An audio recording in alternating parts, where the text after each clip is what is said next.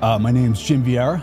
Some people will call me unhinged. Some people will say I'm a giantologist. I'm an expert in something that doesn't exist. The skeleton's 8.5 feet tall. It gets shipped to the Smithsonian. We find the record of it. And how do you take that and transform it into 6 foot 3 inches? Baja, California, the rock art there is showing giant beings with extra digits. Viracocha creates giants, and he destroys them in a flood. In fact, at Karahan Tepe, they unearthed the double-headed androgynous statue and a being with 16 figures. And under the paw of the Sphinx, there is a record of this lost world. All these traditions are stating that these bizarre androgynous amphibious engineers actually made humans. How can the entire globe be littered with rock art and statues with extra digits associated with giants and there be no story?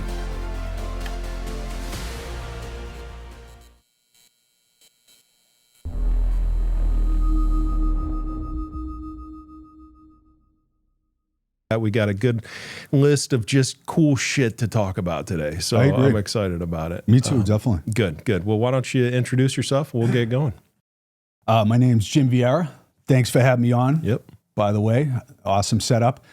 I'm a stonemason by trade. I studied economics at the University of Massachusetts. I come from a mix of kind of an academic blue-collar background. I've always been a voracious reader. I started my teens, not just reading academic reports and journals, but reading metaphysical stuff like the Upanishads, the teachings of Lao Tzu, Edgar Cayce, Rudolf Steiner, the mystics. I felt like, or I was drawn to this idea that there's another reality behind this reality. And it just rang true. And so I've spent a long time in the ancient mysteries game. I like to think I'm well-versed in the dynamics of thought and belief. And I've learned a lot from self-reflection, admitting when I'm wrong, seeing agenda. You know, there was a time where, am I trying to prove my case or find the truth? You know, because you get in these battles, right? There's a lot of trolls and there's a lot of a-holes on both sides of these debates, just like politics.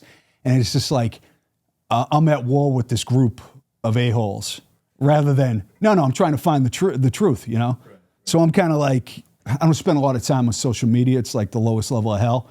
You know, I love formats like this, but like I'm not scrolling on fucking Twitter or anything like that. I just want to hang myself. Right. So I'm going through some of that right now. So and I know I look and sound like a guy you place a bet with, but I've done my homework. You know what I mean? Yeah. Yep. Cool. So cool. That's my bio. Yep. Love it. Cool, man. Cool. Yeah, it's going to be a great conversation. There's a lot of really cool stuff to dive into. But when you're talking about a reality other than the existing reality, what are you talking about?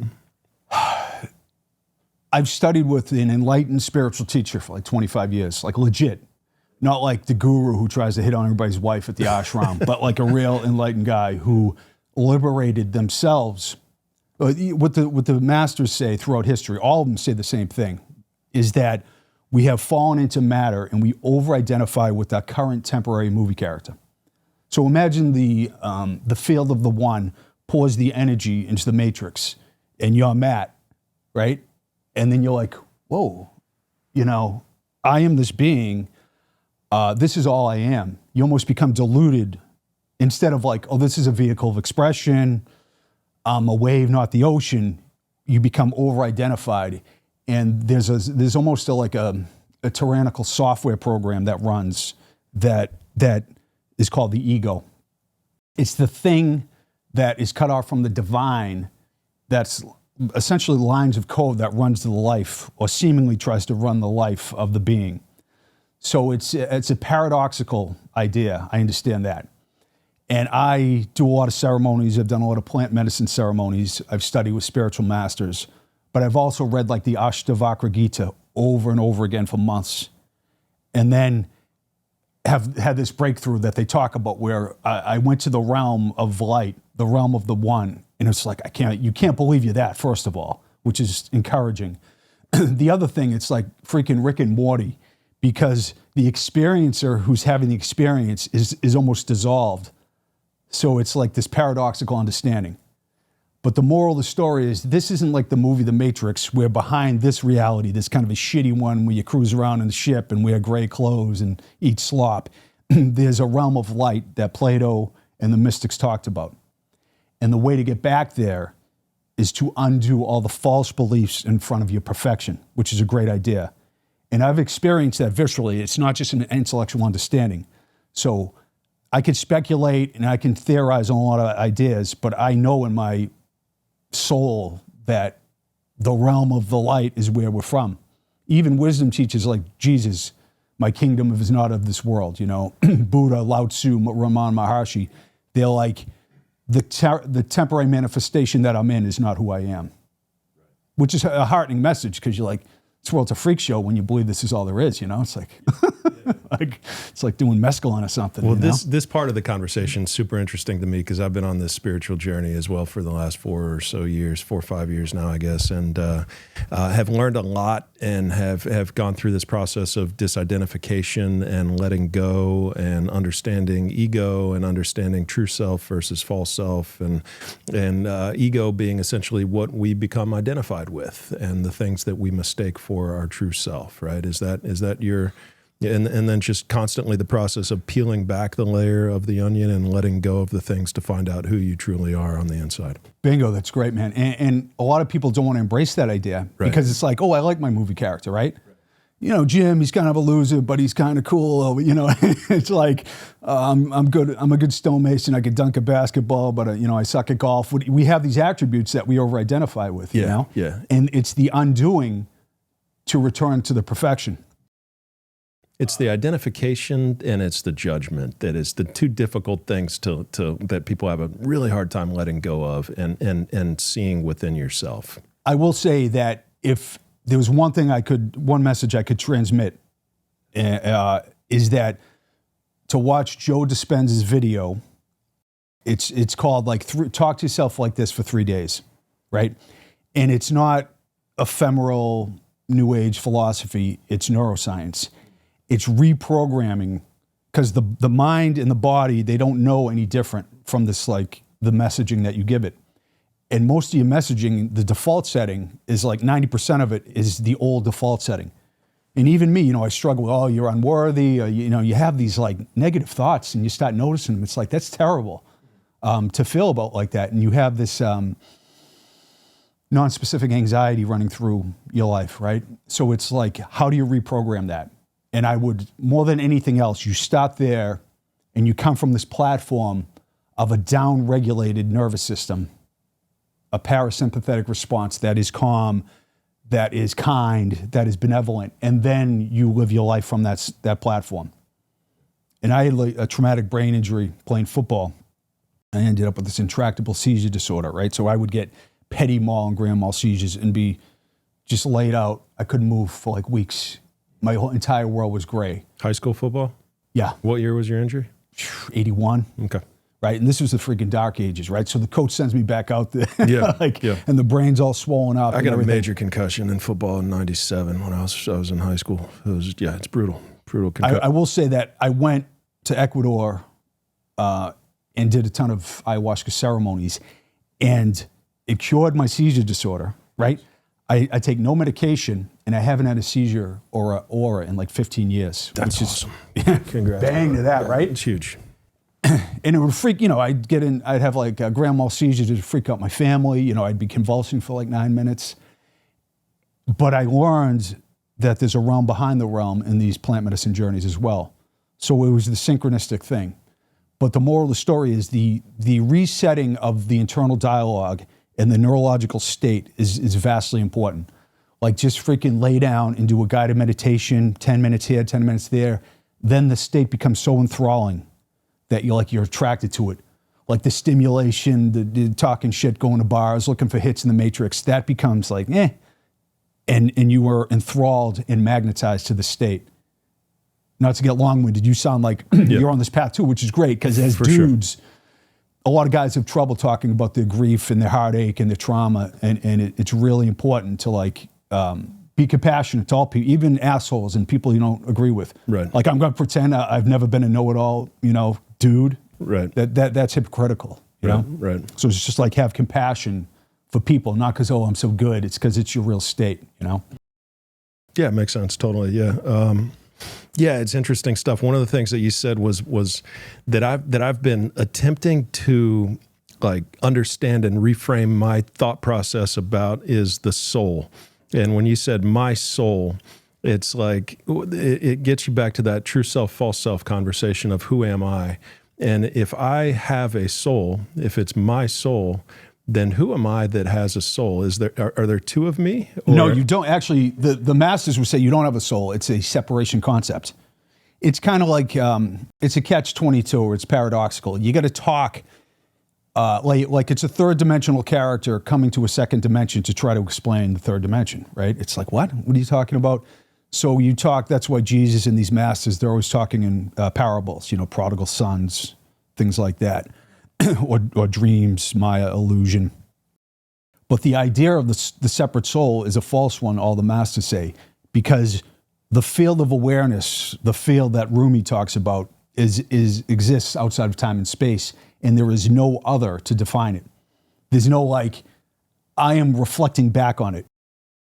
If you read the Nag Hammadi scrolls and you look at the Gnostic scriptures, Jesus appears in the Apocryphon of John to John, who's kind of bummed out, and he gives him this speech called the Inexpressible One, where it's like, whoa, it's like Buddha and Lao Tzu. It's purely non-dualistic.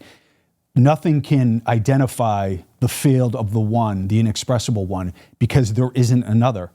There is no time. There is no space. The false universe is a projection of experience. You make of it what you want of this place. You could say it blows. You could say it's cool. That's not really helpful. It's like, what is our real state? But there's no individual soul. Maybe that's true. Maybe that isn't. But that's what every master throughout human history said. The Upanishads, the Bhagavad Gita, the Ashtavakra Gita, Shankara, Lao Tzu, Ramana Maharshi. You read the literature of every actual, not like a kind of enlightened person, but real enlightened beings all say the same thing. And the Gnostic scriptures. What are they saying? What's that? What are they saying? They're saying that this is a projection of the one, that your real state is perfect. The real state has no other. But there is a tyrannical ego that's trying to tell you it's either scary or boring. And when you experience that field of the one, it's so enthralling. It's outrageous, actually. It's like ecstatic, like unbelievable. You're like Plato's cave, You can't believe there's this realm of light. And then you come back in the Matrix and tell people and they want to fucking kill you. You know what I mean? Yeah. Yeah, the way I'm visualizing reality at this stage anyway, and it's of course just all impermanent and temporary and subject to change. But for me right now, it's I'm totally in line with what you're saying, and my version of reality is very, very similar to what you're talking about, and that is that. But for me, it's this concept of duality between true self and false self is really the duality between the mind and the soul. And so the mind is what becomes identified with form, with thought, with physical objects, with this world, with the matrix that we're living in. That's the mind becomes identified with that, but we are the soul. So when we say, but we get confused and we think that we are the mind. And we don't realize that we have the ability to observe our mind, that we have the ability to be our soul and to observe our minds as it walks us through and guides us through all of its identifications and judgments of this is right, this is wrong, this is good, this is bad, I should have done this, I shouldn't have done that. All those are judgments. It takes us through that, and it takes us through our conditioning, which is, I am who I am because of my past and because of my experience. And then it takes us through who we are because of our identification. I am my job title. I am my political party. I am my race. I am my nationality. I am my religion. That's the identification component. But to say my soul, when we say my soul, it shows that we still have the mind in place as who I am. And it's still a part of that original sin, that original misidentification of who we are. Adam and Eve ate from the tree of knowledge of good and evil. They became judgmental. They learned about judgment, about good and bad, right and wrong. They created this duality, this separation of true self and false self. And so when I think about my soul, it's not really my soul as if it's another possession in this physical world. It's another thing that I can identify with or get attached to. It's not that. It's not something separate that my mind can have this mental construct about. It's actually me. It's actually who I am. It's actually, and so it's not the soul that I have, it's the soul that I am. And everything else is identification or conditioning or false self or just stuff that we can eventually let go of. We're going to have to let go of all of it before we die anyway. So why not let go of it before we die and learn who we truly are prior to passing on to the next life? Bingo, that was a brilliant description of it. Yeah, you're absolutely right. And that's what every master says. Like Ramana Maharshi, he was this incredible enlightened master. He lived up into like 1950 in Tirunelveli, near Mount Arunachal in southern India. And people would come up to him all the time. Some would sit and he would just emanate the state, like the teacher I studied with, like the flow, he would call it, like this energetic bliss. And people would just bask in it. And he's like, this is your real state. The highest teaching is silence. But people would ask him ego questions all day long. And what he would say is who was asking the question, which would piss everybody right off, right? Because it's like, he never answered an ego question, right? Who was asking? And it's like this thing that is desperate to identify itself and survive. Yeah. Rather than the operating software of a temporary excursion into the matrix or whatever, right? So, no, and your focus is exactly right. It's like undo, disidentify, non-reactivity, right, is the prime directive of the non-dualistic teachers. Do not react to the external world. In fact, like right now, if you're like, Jim's a piece of shit, he's rubbed me the wrong way, you threw that at me or whatever, it'd be like, we must have had some karmic dust up in a previous lifetime. That's what a master would say. You forgive it, so in 6 months, we don't have to replay this. And that being said, I feel this, I can see, and when I meet people, it's like, oh, we had other lifetimes together. And it's like, well, that's some new age bullshit or whatever. But I can feel it. And your understanding of metaphysics is pretty rare. So it's like, these are all the conversations I have in my life. You know, I'm not always talking about are the Patriots going to get back to the Super Bowl. It's like, you know, it's like, this is the kind of stuff I keep meeting beings who are here. And it's not like, you know, I'm going to take my shirt off and post a pic with the spiritual quote and make it about me. It's more like, you know what I mean? It's like, I can feel it, the synchronicity. And it's like, these subjects are really important to people. Because most people who are interested in ancient mysteries, they're interested in this, like spirituality. Who the hell am I? Where did the matrix come from? What did the ancients believe? What techniques can I use to bring myself peace, to forgive, to reduce my over-agitated neurological state? That's what people want to know. For sure. And it's challenging for people to get there, I think, for this one reason, and that is this. And the master, I think, realized this, but it's misunderstood by most people who would observe the master. The master has traded positive and negative. He's traded that for peace. And so the positive, but when people look at him and they see this extreme state of bliss, they're thinking, oh, he's in that positive state all the time, and I want to be positive. But they don't realize that this positivity is coming from judgment. It's coming from judgment of things being perceived as positive. And then you get people who constantly judge things as negative. And of course, these are negative people, you know, easy to observe. I don't want to be like them, blah, blah, blah. I'm going to judge everything positive. But what they don't realize is the master has refused to judge. He's out of that game completely. He's not on the negative judgment. He's not on the positive judgment. He is right in the center. And so he's traded this positive, negative, this good and this bad for peace, which is in the middle, which comes from non-judgment. And it comes from just acceptance, essentially, of the world around you and the things around you and the things that are happening, and not labeling them as good or bad or right or wrong, and just recognizing that they're a part of a greater whole, and that you're just observing this, and that without your judgment, without this tree of knowledge of good and evil, original sin, then we can be in this state of peace. Oh, the bingo, you nailed it. It's and that idea is considered naive. Like, oh, this guy, yeah, he can enjoy his peace, but the world's a freak show. I got to fight for this. And the masters like Maharshi, you know, this idea, when good men do nothing, evil thrives. It's like, no, the mind is projecting the psychotic world, the mind that is unhealed and misidentified. Maharishi even said, the greatest social activist in human history does absolutely nothing compared to the master or the person who has liberated themselves from false beliefs, because there is only one mind that is getting temporarily, it's already healed, but in the matrix it isn't, right? So it's kind of a catch-22. And as the Buddhists would say, to judge another is like drinking poison and waiting for someone else to die, because there is only one holographic mind. And all these ideas and judgments we have about others are just, they're like self-hatred projected outwards. Right. And that you got to live with that. It's just like, it's like when you're in the joint, like, oh, I'm in for 5 years doing armed robbery, but when the child molester shows up, I'm going to shank him, right? It sounds weird, but it's just like, I'm going to find another character that's worse than me, that's more despicable than me.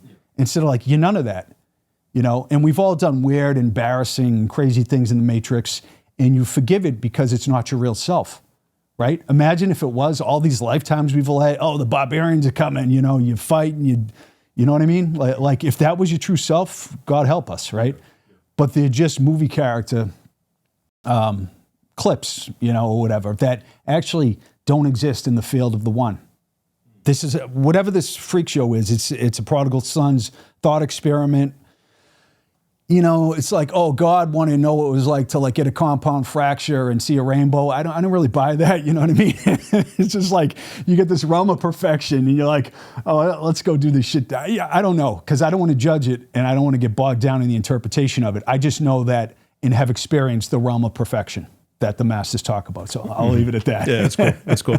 No, I knew last night meeting you and talking with you a bit at dinner that you were clearly a very spiritual person and had a really strong understanding of the nature of things. And so I wanted to at least talk a little bit with you about some of your experiences and your perspective on reality. That's great. I appreciate that. That's like starting this podcast where we both take a hit of mescaline and now we'll start talking about giants. Right, exactly. Yeah. Yeah, now on to UFOs and aliens, right? Well, cool. Well, how, I guess in terms of a segue, I mean, how did ayahuasca and some of the psychedelic journeys that you've done helped you kind of get more grounded with reality? They showed me, there's things like the Course in Miracles or Advaita Vedanta. It's really the entire goal. They're non-dualistic teachings that are geared towards the experience of who you are, not just an intellectual understanding. And I'm somebody that's got an active mind, obviously, that can spin in the intellectual realm rather than gearing ourselves to an experience. Okay, this is what you really are. So let me show you. Like my teacher, does this thing called the flow. It's eye gazing, right? And it's like this energetic state. Get out of the head. You could feel that energy viscerally. Right? This is like, and this guy's like fucking crank it out to 11 like a Ramana Maharshi. And it's like, this is the state that you are. So that's a way to experience it. Or even doing Qigong or yoga, sometimes you get that divine energy flowing. Or plant medicine ceremonies break you through to the divine realm, right? So the experience of who I am has allowed me to not take myself so seriously, admit when I'm wrong, forgive, release, not be caught in judgments or self-righteous orientations or pretending I'm the good guy. It's just like allowed me to disidentify and be non-reactive. And I live like a weird monk. I live in a tiny cabin. I don't really have any possessions. And that's the way I've been able to deal with the world and try to modulate my nervous system. But now I'm like, that's an experiment and it's helped me a lot. Like I've shed a lot of external searching and stuff like that. But I really feel now like, I want to walk more in the world and not be a spaz, Yeah, nobody really has possessions, I'm looking at the vases over here and just thinking about that and thinking about, I had somebody comment to me last week, well, you own the company. And it's like, I don't really own the company that we work in. That's an illusion. Like, it's not really real. It's not going to be here forever. That's not eternal. That's temporary. It's impermanent. It's just because it's written down on a piece of paper and a bunch of humans have conceptually agreed upon it. I mean, that's why I've traded some paper money that means nothing and that has really no true value to it for some really old rocks. That doesn't mean that I own them. I'm caretaking them during my life, but it's not as if it's something that's a part of me, or or that it's some that possessions. I think that you mentioned A Course in Miracles, phenomenal book, obviously. Have you read much Eckhart Tolle? Oh, sure. Yeah. Okay. So yeah, Between the Power of Now and A New Earth, it's all the same message. Yeah. And in fact, it's funny you said that. The Course in Miracles has a passage of transferring paper strips and metal discs for things of perceived worth. It's like an agreed upon illusion here. Like, who is it that owns the Vases? Who is it that owns the company? Right. Does Matt, and we have this mythology, like we die and there's like, oh, there's this space version of Matt and Jim that float around the astral realm or something. Like, I get to keep my movie character. Or what do you look like Paul Newman, when he was 25, or when he looks like shit at the end of his life? You know what I mean? Right. It's demented. Yeah. Yeah, exactly. Sorry, man. It's just like, whoa. Yeah. That's why you do it now, right? You're going to be pissed when you're freaking dead and you're on the other side and you haven't broken the cycle of reincarnation. You're like, I didn't spend any time undoing this false self. I was dicking around looking for this, pretending like, I'm a bad person, instead of like finding the divine self and living from that state. Right. Right? Right. And if you're an atheist, that's fine. It's just like, I was an atheist, I'm a recovering Catholic. I ended up being an atheist for a long time, but then I started to have these experiences through trauma sometimes that are like, whoa, this is a scene behind the scene, right? But I experienced it. I didn't just intellectually know it. That is the key. So whatever you can do in your life to get to that state, yoga, meditation, plant medicine ceremonies, prayer, whatever it is, even forgiveness and kindness. Like, you hold the door for someone, you smile at them, you can feel that energetic exchange that is more divine than criticism or that. Yep. I mean, you just don't feel good shitting on people. No. You get like this lame, it's like doing coke or something. You get this diminishing return, this lame hit that you pretend you feel better, like initially, but it's like this bad drug. It's like cortisol and bullshit. And instead of like forgiving, like, yeah, that guy's an asshole. Well, that guy, I've never been an asshole. You really frame it in a different way, I don't want to get long-winded, but... No, it's cool. Yeah, it's a great perspective. I appreciate it. And good stuff. Yeah, we could probably talk all morning about this, but why don't we transition a little bit to some of your work? I mean, you've done some incredible work on so you've got like a wide variety of different subjects that you're very knowledgeable about and that you have a perspective about. Thank you. Some people will call me unhinged. Some people will say I'm a giantologist. I'm an expert in something that doesn't exist. Right. I feel like, once again, I think I embody contradiction when I'm a stonemason, kind of a blue collar guy, but I am oriented towards reading. I've read every ancient text imaginable. I work with professionals. I want to highlight the best of the academic world and the best of the alternative world. And there are radical elements and fringes in both, just like in politics, that kind of just throw poison around all day. But, the books I write, I'm heavily reliant on academic expertise, iconography, analysis, excavation reports. It's like, I love working with professionals. We get to talk shop. They know the whole background of the history of so many things that most lay people don't. So I am not anti-science. I like to think that people just want an objective look at some bizarre subjects, and I want it myself. So I get into ideas of Atlantis and Edgar Cayce, the Lost Hall of Records, the strange androgynous amphibious gods who teach the humans the arts of civilization, and the tradition state that they engineer us. Ideas of giants, they real, what the hell is going on, what the hell is going on with the giants? So there's been like, I know like the Spanish chroniclers who went to South America back in the 16th and 17th century, they documented encounters with giants, with huge people. There's been all of this stuff over time in the Americas, in Malta, in there was this thing maybe maybe it was 25 years ago, about this giant that was airlifted from Afghanistan. I don't know if Kandahar giant. Yeah, that one. Right. I mean, there's all this evidence. So what percentage are you that giants have existed as a race, as a species in human history? No, that's cool. I don't know if I give a percentage. I'll say I am. Okay, I'll give a percentage. 70. 70. I swear to God. And it sounds like, well, this guy's out of his mind. No, you know what I mean? That's cool. You've done more research than everybody listening. I can't. We'll talk about polydactylism. Yeah. And that's another. I am thoroughly convinced there's a story here out of the gate, right?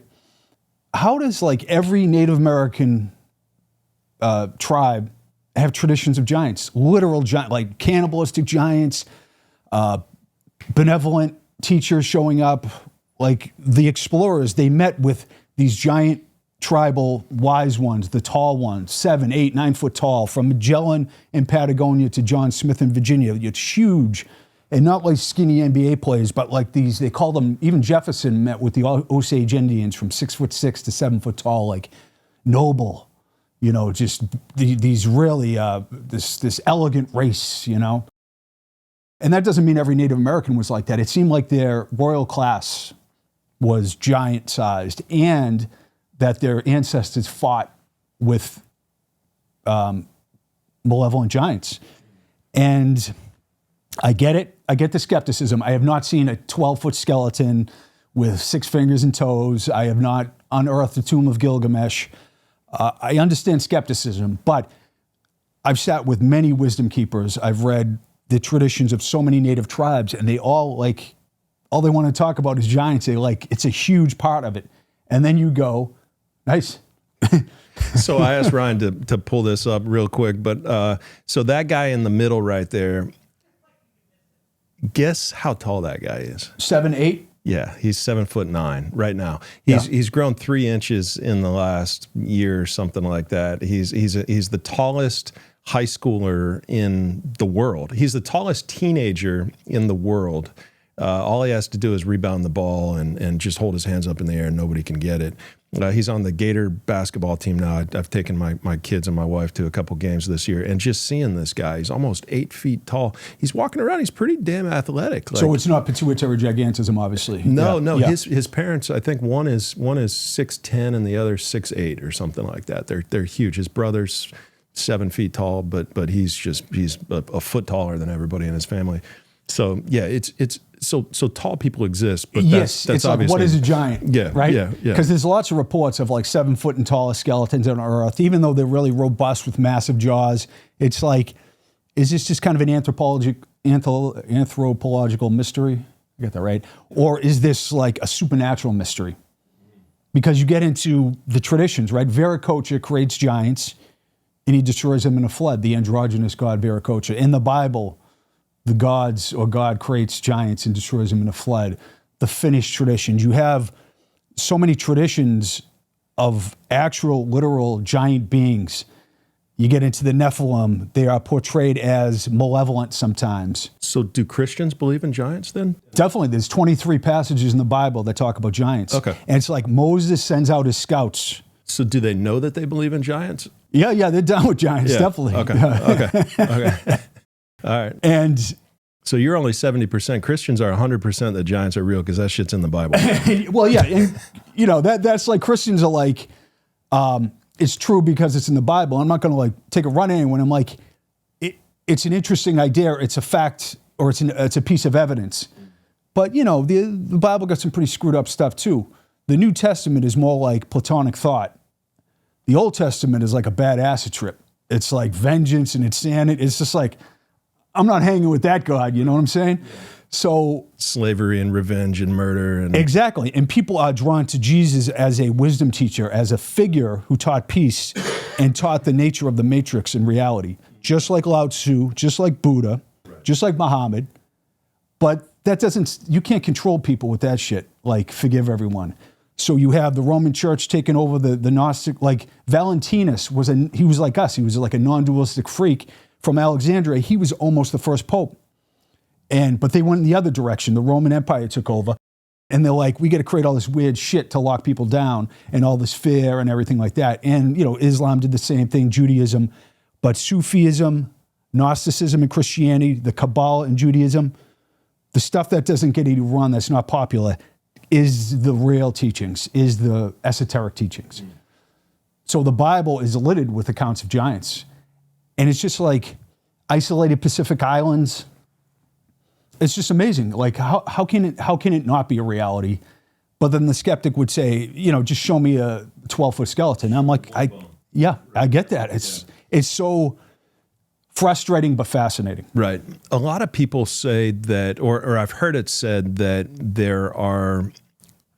that the Denisovan bones are actual bones of giants, that the Denisovan race, Kaylee is running through my mind as she corrected me on that pronunciation, but the Denisovan race could have been a race of giants because we've only found so few remnants of those bones, and that they are the ones that we have found are disproportionately large compared to Homo sapien bones. Absolutely. Denisovans are a human cousin that they were found in the Denisova cave, I think in 2010 in Altai region of Siberia.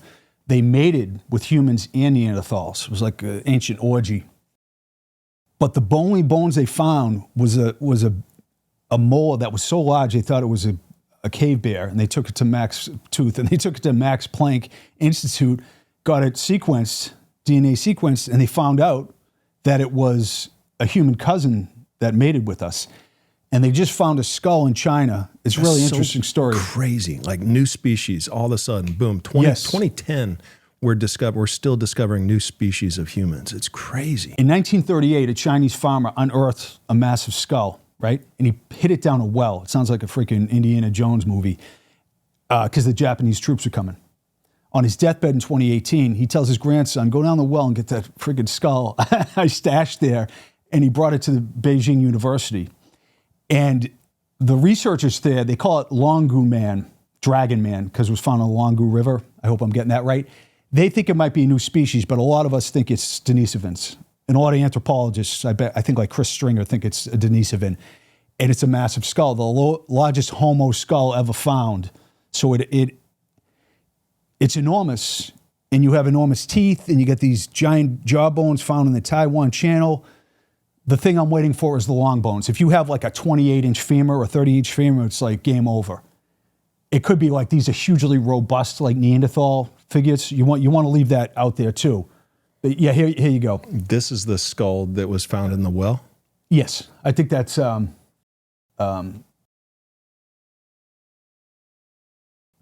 Man, yeah. So this could be, why don't we know if this is Denisovan? That's a good point, yeah. They must have done DNA sequence. I think, yeah, and the Chinese, there's all these ideas that humans evolved from Asia now, right? So, which is cool. It's just like, don't get married to any theory. Like, out of Africa never really rang true to me. It could be part of the problem, part of the mystery, or part of the answer. Yeah. But anyways, I am open. That's cool. Let me give my Smithsonian speech for a second, if you don't mind. Sure. Because I started this whole thing I was studying stonework in New England, and the idea that Native Americans built with stone and left this altered landscape all around New England, where I live in Massachusetts. And I agree with that idea, and I think I could prove it in a lot of ways. But by virtue of that, I'm like, let me read the old town and county histories to see if there's any accounts of pre-existing stonework that was here when the native settlers showed up.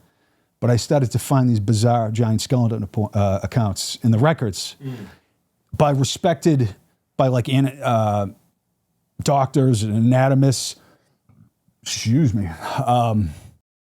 and people who were well-versed in human anatomy, giving measurements, specific measurements of like 29, 32-inch femurs, 36-inch circumference skulls, right? This isn't a theory. This isn't a school of thought. This is like measuring a stationary object, right? So I'm like, whoa, do you know the Smithsonian's records are filled with these accounts, town and county histories all around the country. They have these wild accounts with anatomic anomalies, like the jawbone fits over the skull of the largest man in town over and over again. That's indicative of a freaking huge human. So then I started to hear the pseudo-skeptics, taking a run at me. He's an idiot, he's a stonemason, talking shit.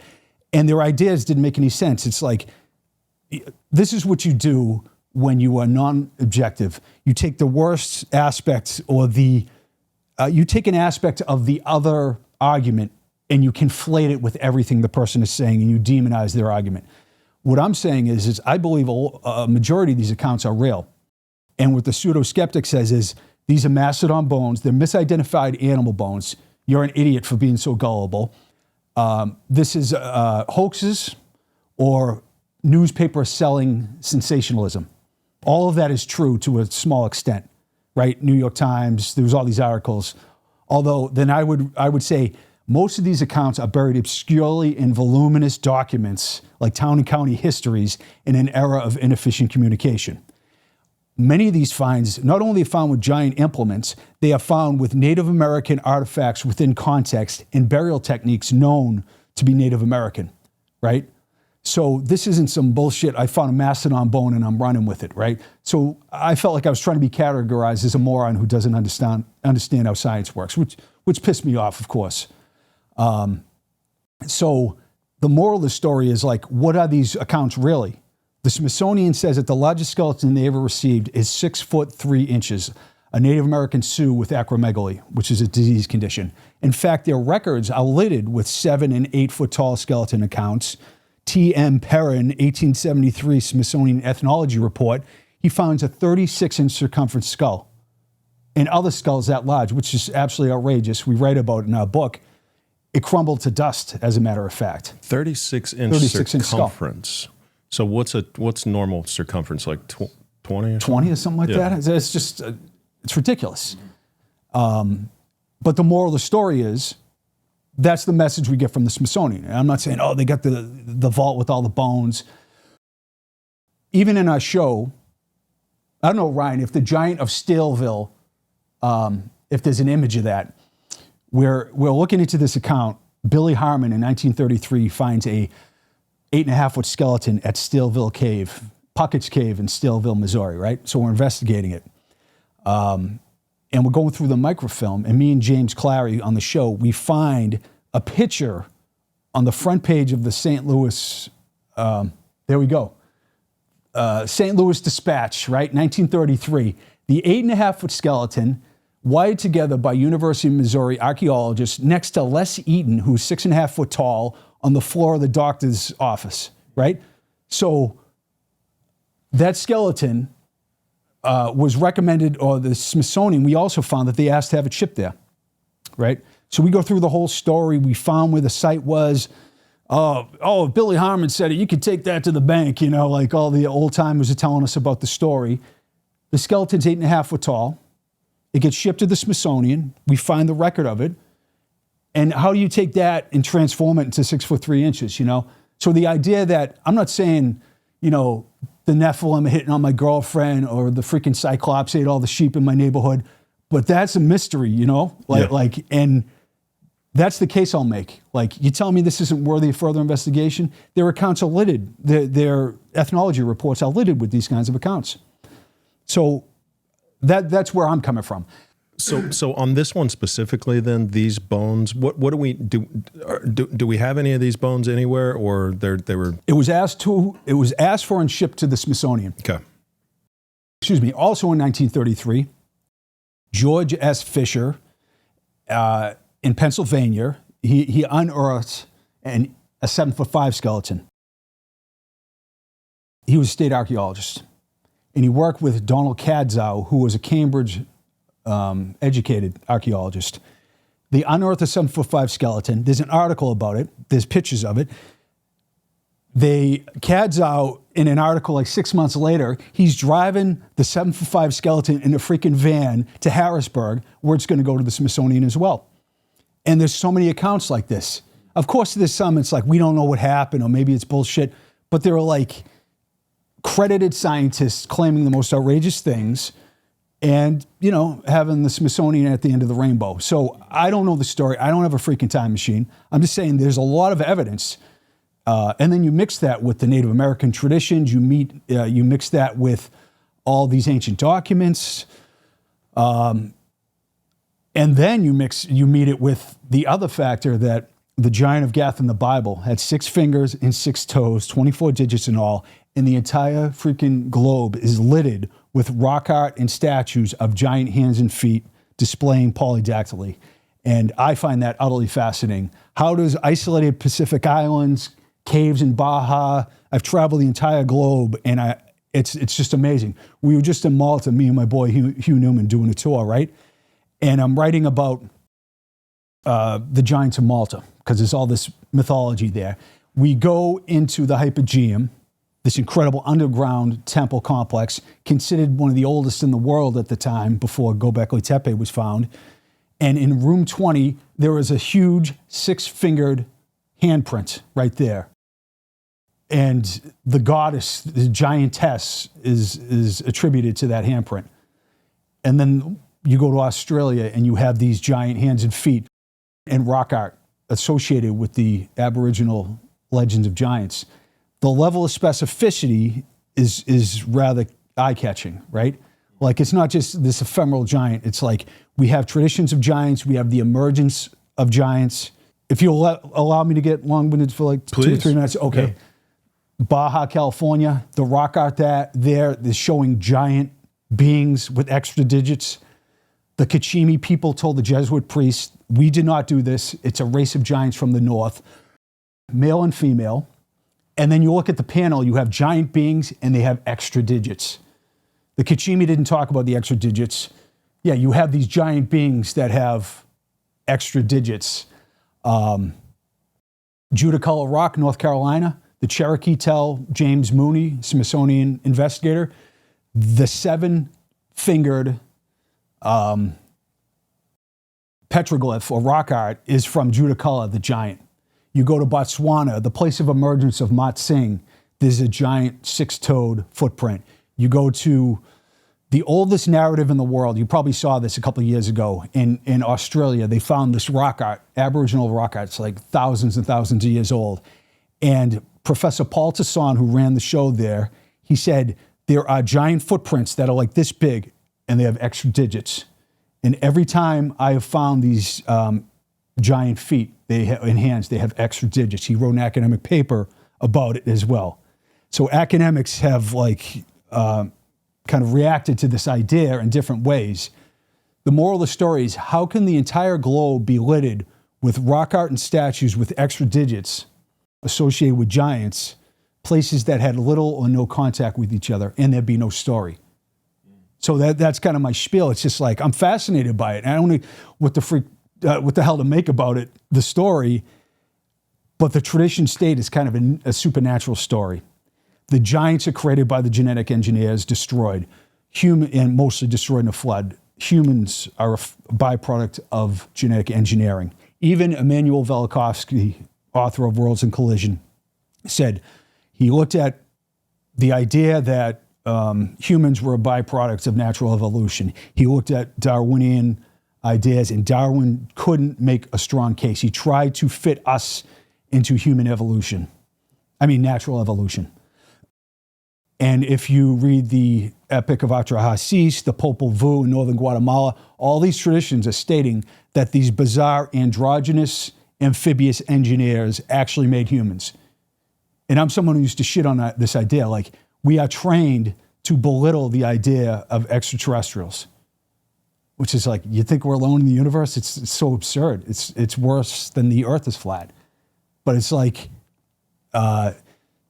we have been taught, in the academic world, to basically hold these juvenile taboos about these subjects.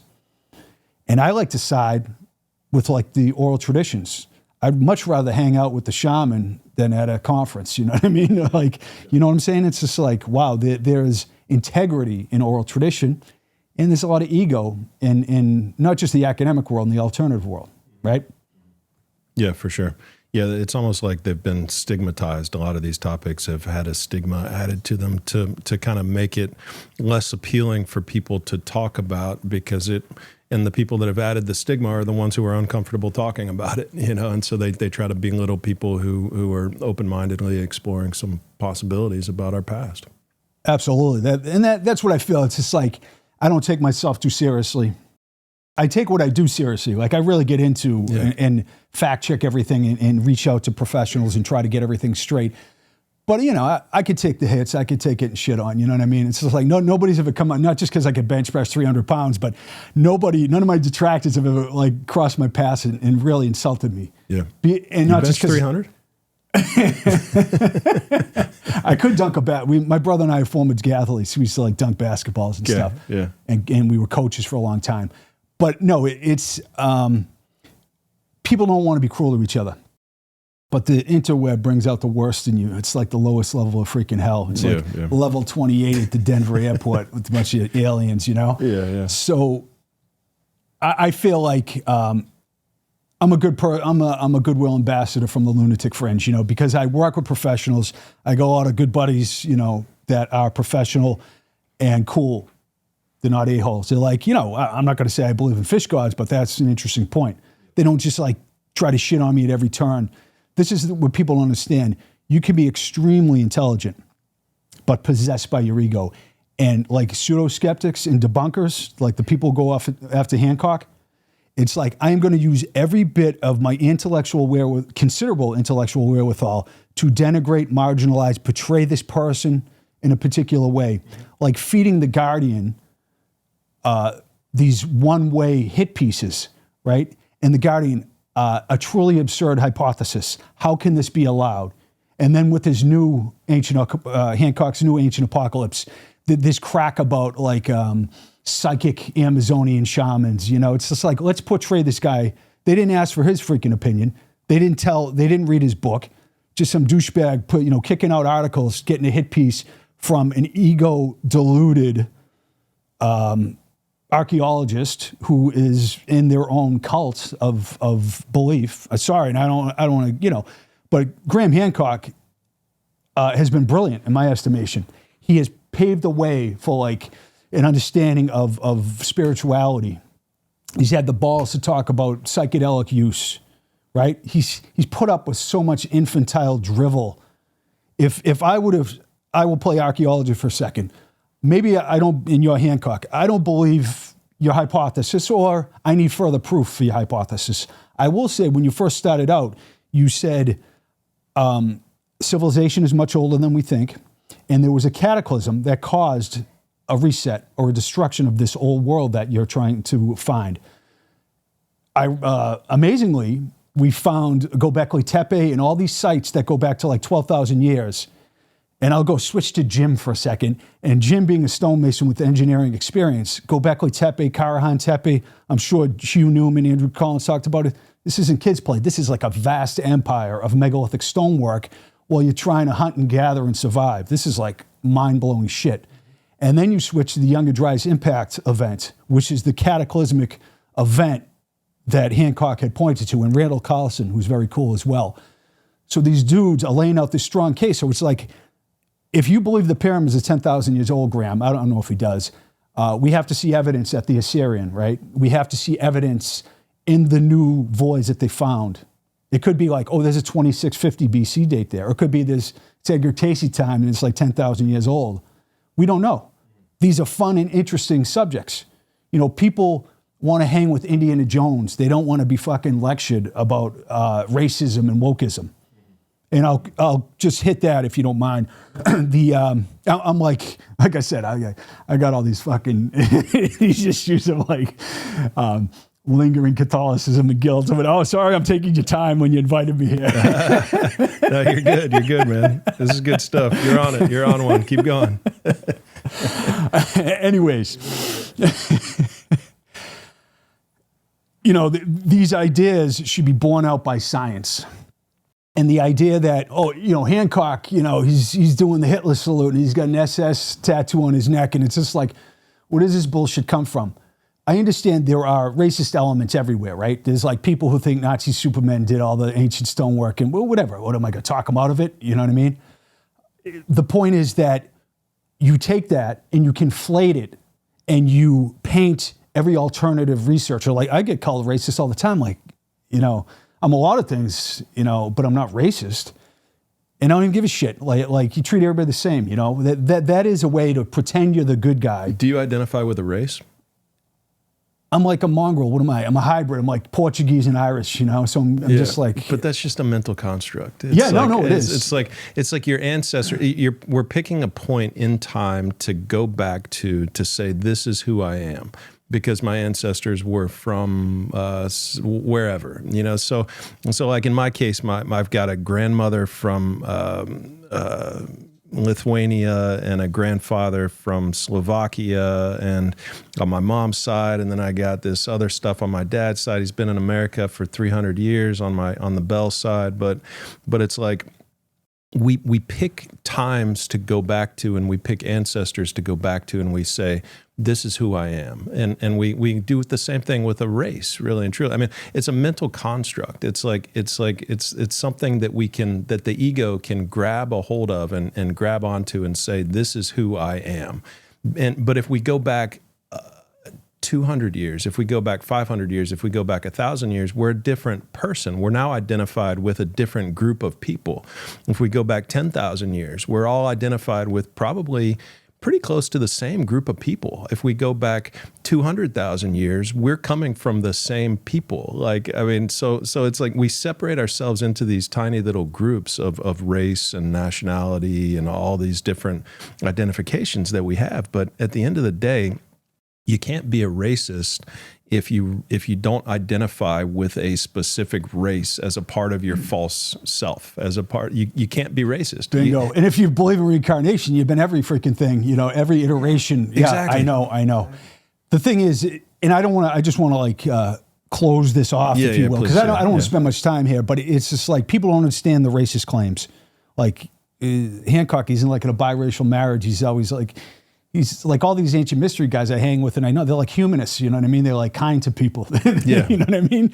So it's because I'm going to take the worst aspect and try to tarnish him with this.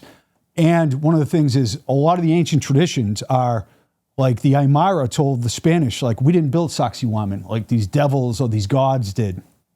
In Malta, the Temple of Gigantea, there's like these myths of the giantess. You go to Newgrange, right? Who builds that in 3200 BC? Not the ancient Irish, these freak show supernatural beings, the Tuatha De Danann, right?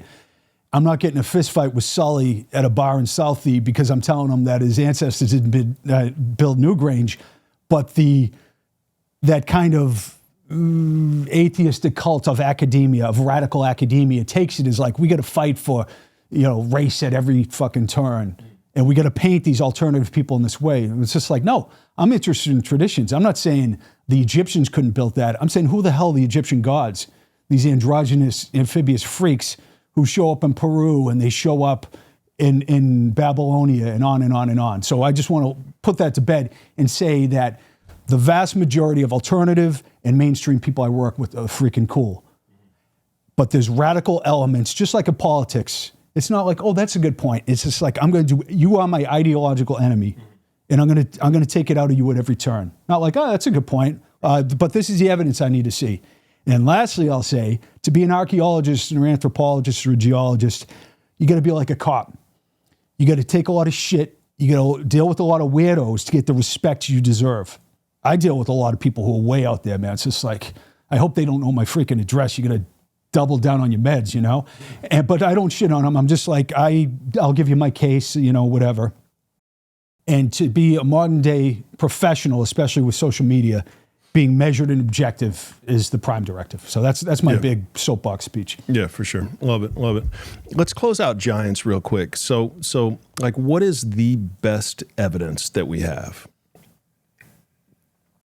Like Yeah, that's a good point. Because there's like stories. There's like the Spanish chroniclers came over and said they saw them. There's reports of people that have said that they've seen them. I've heard a lot of stuff about like Malta being a potential hotspot for giants. Like, but what is the, like, in all of your research that you've done over the years, and it's not a point. I'm not trying to make a point that it doesn't, that there aren't, because I'm totally open to the possibility, and I'm totally open to this Denisovan thing being, potentially a race of giants. Like, totally open to any and all thing giant related. I just haven't done any research, so I wanted to ask you. That's exactly. I would say the physical evidence isn't there, unfortunately. These aren't like stone artifacts. A lot of times, you'll see even the Smithsonian's reports, these giant finds like crumble to dust. And it's really frustrating. But all around the country, you have jawbones fitting over the face of the finder. It's in town and county histories over and over again. Even in the history of Kentucky, there are 4 accounts of these giant jawbones being fit over the face of the finder. And then you go to the British Isles, and in these voluminous texts, you have the same thing, the same stories. We were building a railroad. We found this giant tomb. We took it off, and the jawbone was of such size it fit over the largest man in the work crew. You can't get around the fact that if the jawbone is fitting over your face and the human bones, they're absolutely enormous.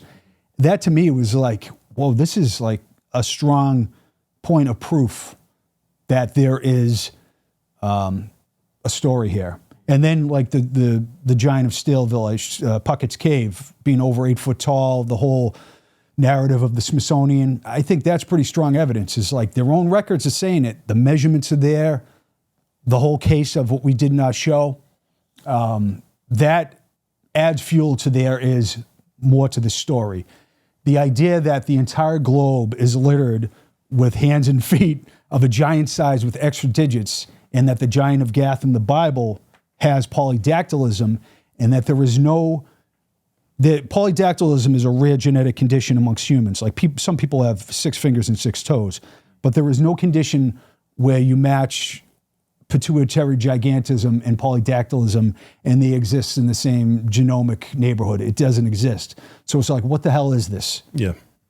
So the skull from China, though, the one that was in the well, does that exists right now? That people can? Do we have pictures of that? University of Beijing. Okay, yeah. And the explanation for that is what?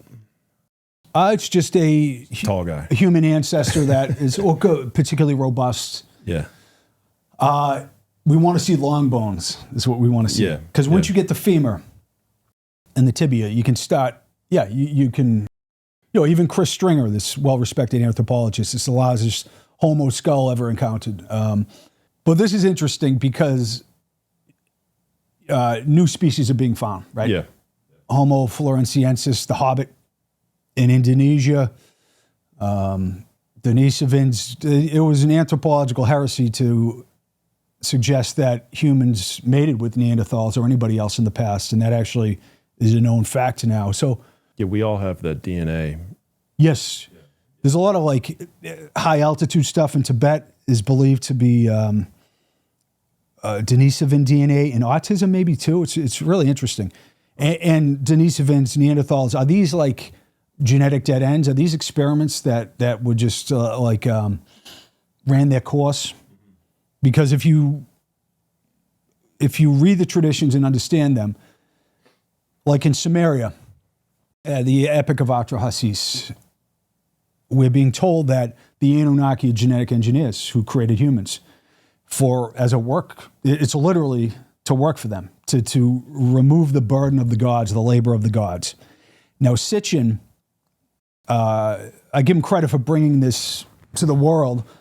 I don't want to shit on him because he's not here to defend himself, but he went on this science fiction kind of self-absorbed ride where he had the science fiction take on it. Like, it really doesn't say Nibiru circles planet Earth every 3,600 years in the Akkadian, Babylonian, or Sumerian documents. It's more like it's a mistranslation of Nippur, I believe, like the Library of Nippur, that city. So Carl Sagan, of all people, he said that the Sumerian people themselves believe a strange succession of amphibious androgynous creatures came to teach humans, and they knew about each other's mission. He said, it's a perfectly reasonable hypothesis and worthy of further explanation, which that's where I go. That's on Mr. Fish God. So I'm starting with Sagan claiming that. But then he backpedaled a little in the 70s where Sitchin started to like get all this notoriety and not a lot of academic veracity behind his work. A lot of claims of documents that weren't there and stuff like that. So let's take Sitchin out of it. If you read the ancient documents, they are clearly stating humans are byproducts of genetic engineering. Viracocha, who is androgynous, creates humans. Kukulkan in the Popol Vuh, the sacred Maya Kichi text found in northern Guatemala, are translated into Spanish in the 1500s. Cucumatz creates humans androgynous first, like the first Adam in the Bible. Then they downgrade humans to make them a more docile worker species. And are you familiar with Paul Wallace? What is it? Paul Anthony Wallace. Yes. Yeah, right? Yeah. He's a brilliant scholar. He's a former archdeacon in the Anglican Church for 32 years. And I'm friends with him. And we came to the same conclusion from different viewpoints. Like all the ancestral narratives in ancient documents are claiming that these androgynous, amphibious, self-fertilizing, terraforming genetic engineers created humans. And you're like, you're out of your mind, dude, you know? But you get into it. They're almost all brother and sister, husband and wife, self-fertilizing androgens that are twins. Isis and Osiris, the Ogdoad. If you will indulge me at some point, I think it's worth exploring the freaky fish gods, but you guide the ship because, you know, once you turn the switch on, it doesn't freaking stop. You know? With the fish gods? Yeah. Maybe we save that one. Maybe we save the fish gods for a little bit later. Yes. So genetic engineering of humans then is something that, so you think that is for sure a part of human history, that there's no way to explain the gap in evolution that humans have had to get to the point that we are today versus where we started hundreds of thousands of years ago, that there had to be some intervention. Is that fair to say? That's one point of proof, yeah. I feel like there was a real acceleration in the human experiment. It's either they took a species like Homo habilis and sped it up, or they created us from scratch with some like aquatic creature and some primate maybe. But viewed through the lens of what the traditions are telling us in the ancient documents and cuneiform texts, mythology makes more sense. Like Prometheus and his twin brother Epithemius, they're creating humans. You have the gods as genetic engineers and terraformers, not only in the Bible, but in all these other places too. So then it's like, oh, the gods they're not godlike. They're sometimes malevolent, sometimes benevolent. The gods are looking like extraterrestrial beings. That's the whole ancient alien hypothesis. It's like, who are the gods? Right? Are they ephemeral sky beings? No, they're not. They're not described like that. They are described as genetic engineers, as doing all kinds of weird things, possessing technology that we don't have, engineering prowess. I mean, they teach the arts of civil. You know, Fu Shi teaches the fish-tailed Fu Shi, who's androgynous, married to his sister Nuwa, teaches the arts and civilization and mathematics and the I Ching to the Chinese. Berosus tells us that Oannes, the Sumerian fish god, teaches the arts of civilization to humans, and then he sleeps in the river at night in the Persian Gulf because he's an amphibious androgen. You go to Matsei in India, he teaches, and we're talking sophisticated cultures, ancient India. Yeah, here's my boy right here, right? That's normal. So Berosus in 280 BC tells us that Oannes shows up and teaches the arts of civilization. And we don't have the rest of his Babylonica from 280 BC because it was gone, but like Eusebius of Caesarea and Alexander Polyhistor, we have like fragments of what he tells us. So we have these amphibious androgynous fish beings that show up. right? I think you told me not to talk about this. You're good. You're good. You're good. The Nothing's Dogon, off limits. The Dogon. Can I go back to your fish god real quick? I'm being censored. Fish god censored, man. No, absolutely not. I found it kind of interesting. You know, the handbags are brought up throughout the world. Yes, that's the Apkalu. And what I noticed is your Sumerian fish god has the same handbag, the same watch on both hands, and everything like that as these. So I saw that correlation, wanted to bring it up. Bingo. And Quetzalcoatl in Levanta from 1200 BC in Mesoamerica also is rocking this strange handbag, and he's an androgynous god as well. So the Dogon people of Mali, Africa, there's a book, Olga Matelli is on it. It's orange with the blind Dogon elder that I sent you an image, Ryan, if it happens to be there. French anthropologists show up in Mali, Africa. There he is right there in the 30s and 40s. And they hear the oral traditions of the Dogon. And the blind elder wisdom keeper tells him that the Nomo were created by Amma, the androgynous sky god, and they are 8 androgynous, amphibious, self-fertilizing teachers and creators of humanity. And the iconography is everywhere there. The Dogon firmly believe this. And then you go to Egypt, and the Ogdoad and the Ennead, they are 8 brother and sister, husband and wife, twins. Like Isis and Osiris are portrayed as having serpent and fishtails oftentimes. They are self-fertilizing. I read the Temple of Edfu building text, and I found 3 different passages that say that the gods were self-fertilizing, a very specific trait, right? Then one of the early excavators of Nippur, H.V. Hilprecht, he writes in his book, all Sumerian gods are androgynous. They are self-fertilizing beings, amphibious androgynous beings. Viracocha is married to his sister Mamacocha, and there were shrines on Lake Titicaca of a fishtail goddess that were replaced by the Virgin Mary. Viracocha emerges from Lake Titicaca. He is known to be androgynous. He creates humans. Marcia Silverblatt, Duke anthropologist, writes in her book, there is no doubt that Viracocha is androgynous. All these sources are saying that the gods are self-fertilizing androgens. You, as being a rational, objective person, isn't that kind of, that layers, the multiple layers of specificity seem rather beyond coincidence?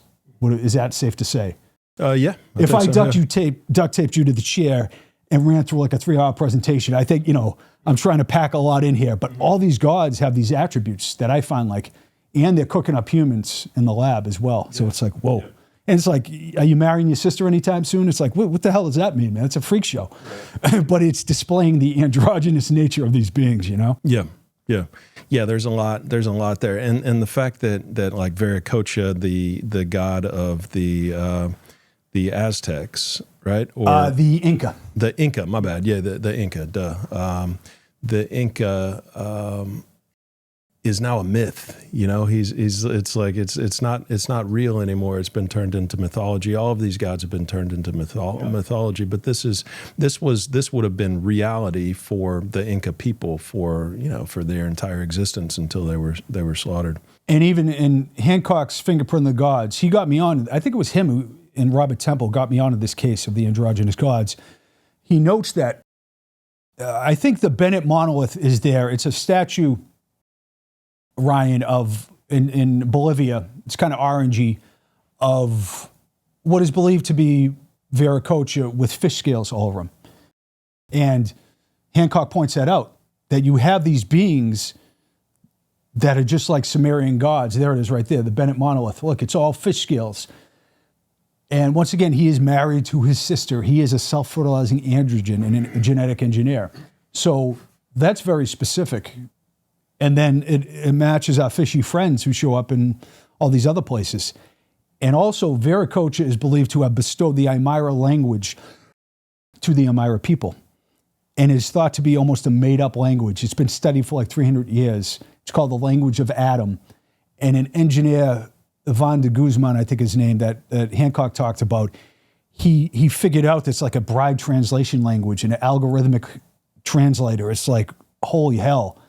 And then Fuxi, who has all the same attributes in China, he dishes out the I Ching to the Chinese people. And Leibniz is this mathematician he's kind of the founder of the binary system of computers in the 1700s. And he received from Bouvet, a Chinese ambassador who was in China, he received a picture of the I Ching. Like if you go to Wikipedia, that's the picture that Bouvet sent to Leibniz. And he remarked, Leibniz is like, I can't believe the I Ching is matching this algorithmic efficacy of the theory I'm working on exactly at the time that I'm exactly working on it. And what is the I Ching? It's a divination system that comes from like 5D reality into 3D reality. And this freaking fish god is the one who found it on the back of another fish being in the Yellow River and copied it and gave it to humans, right? So we get this weird mythology, but when you get to the nuts and bolts of it, they are bestowing these advanced concepts onto humans, just like the Babylonian, Sumerian math, understanding of Pythagorean theorem, all kinds of complex mathematics. And we know how complex Chinese civilization is. That's a long-winded way of saying the culture heroes of every civilization on Earth almost are described as genetic engineering, bizarre, amphibious beings. And lastly, I'll say Professor Robert Temple wrote about this in The Serious Mystery in the 70s. He's the godfather of the fish gods. Everybody gets caught up in like, oh, did the Dogon know if Sirius B was a white dwarf and all this stuff? The real story is that the Nomo are these fish beings. So Robert Temple, brought this to the world and caught a bunch of heat. He's a brilliant academic. He wrote The History of China with his name is I'm freezing up. The Rain Man's freezing up. I'm not sure who his co-author was. Anyways, he was a co-author of the History of China and a very established and respected academic. The genius of China, right? So anyways, I get overly enthusiastic, but he said, and he pointed out that the Babylonians called the fishmen, Amadotus and Mascaris, loathsome to look upon and repulsive. And that's what the Dogon said. These were beings who created us, and they were benevolent, but they like waddled around. They said they were from Sirius, and they were like these. They spoke human language, but they were like half human looking and half grotesque amphibians that almost waddled around. Now that sounds bizarre. Then you get into the idea of the lame god. Like, why is Osiris? Eudoxus, friend of Aristotle, told us that. Osiris couldn't walk because his legs had grown together. Isis is always wrapping his feet. He was never shown with real feet. In fact, he's shown with the serpents and a fishtail oftentimes. Fuxi Noir is the same thing. In China, in Japan, these lame gods show up. Hephaestus is thrown from Mount Olympus because androgynous Hera casts him away because he's a cripple. But he is one of these amphibious gods, is what he is. And he is rescued by Euronome and Tethys, who are fish beings themselves. And he works with the Telkines, who are fish-tailed artisans of the gods. So if you go through this lens and you go down this rabbit hole, it's layer after layer of bizarre aquatic beings are the gods. Do you think that has anything to do with potentially the UAP phenomenon and us and notice and finding UAP in and around the water and emerging from the water and going into the water? Do you think that a lot of these gods could be either extraterrestrial, interdimensional, future human, or some sort of a spiritual phenomenon, but that is what people have been seeing and talking about for thousands of years? Bingo. It's like throwing the ball up to Jordan and have him dunk it, You should be my PR director. Fish God bros. Yeah. Trying to set you up here for the next segue. Yeah. No, you nailed it. It's great because, first of all, the Dogon said these dudes are from Sirius, right? Yeah. They are extraterrestrial beings. That's why they're so bizarre looking. And some people think that, the crazy bag isn't some anointment oil. It's like technology that allows them to temporarily exist in this atmosphere. Yeah. That's another story. All the gods I spoke of, Enki, he lives in the Apsu. They live, the Naga in India, they live in these watery realms where they have like, they call them like palaces or domains. Wait a second, I'm gonna hit. I remember the Naga from World of Warcraft. They were a very powerful water. I was obsessed That's with where I that do game. all my research, is Yeah. the World of Warcraft. I think I spent 10 years on that game in my late teens, early 20s. But it's true that all these beings live in these aquifers. Even the rainbow serpent, who is the androgynous creator god of the Aboriginal Australians, lives in these watery realms. You go to the Norse lands, right? Aegir and his wife, sister, Ran, they creator gods who live in this watery realm. So yeah, that it's like, oh, you're a loser, you believe in mermaids, ha ha ha, you know. But what are mermaids? They're in the churches all around Europe. You got like Melusine with all this weird bloodline stuff with the Merovingians. Mermaid literally means virgin of the sea. All these beings are born of virgin birth. They are self-fertilizing, right? And people have been seeing them, you know, John Smith, Columbus, you know, like guys who, I used to work on a lobster boat in Boston Harbor, and I'll tell you, you don't see shit like you think. You know, if you see creatures, something's there, you know? So it's like, whatever. The point is, it's not like fantasies and unicorns. The ancient texts are describing these beings in a real and visceral way. What are people seeing in New Jersey? The drone thing? Yeah. Well, I mean, is it drones? Is it something else? What is it? Yeah. I thought at first it was like, oh, is this like they're getting ready for some dirty bomb thing or that's whatever? What I thought. It's best to be open to many ideas. Coming off the water, like some like coming out of the water. Yeah, like 50 of them coming off of the ocean. Like exactly. What's going on? What's going on? We're living in a simulation that's really, it's getting like, it's getting real. It's getting real. It's getting really freaky. Yeah.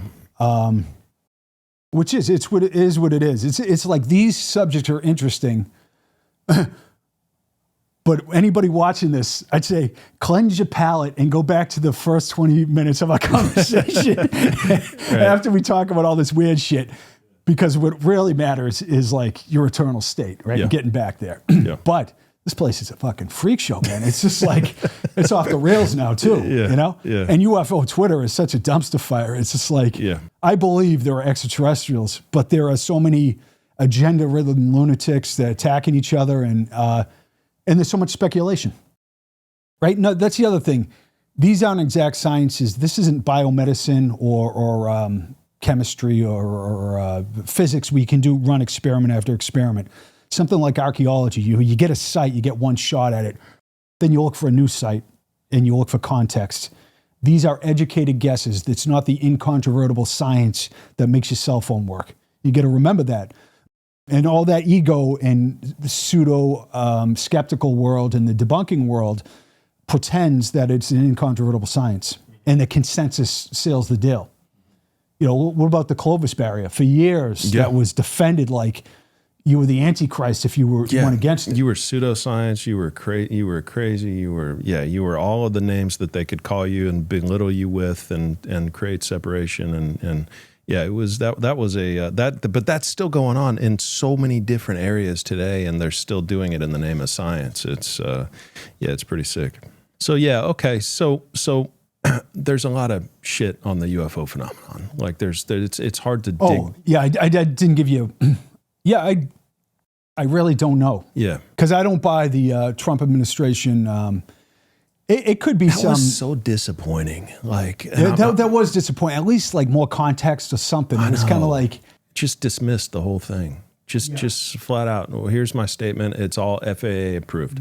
That's it. It's just a way to dismiss it. And I'm not political. I'm not pro-Trump, anti-Trump. I'm just I'm just waiting for a president that's going to be real with people. And I was really hoping Trump would be more straightforward about this topic. And he's definitely a hand grenade. I like Bobby Kennedy Jr., you know? Yeah. I like the Democrats purged the fucking ranks of like their best people like Tulsi Gabbard and RFK Jr.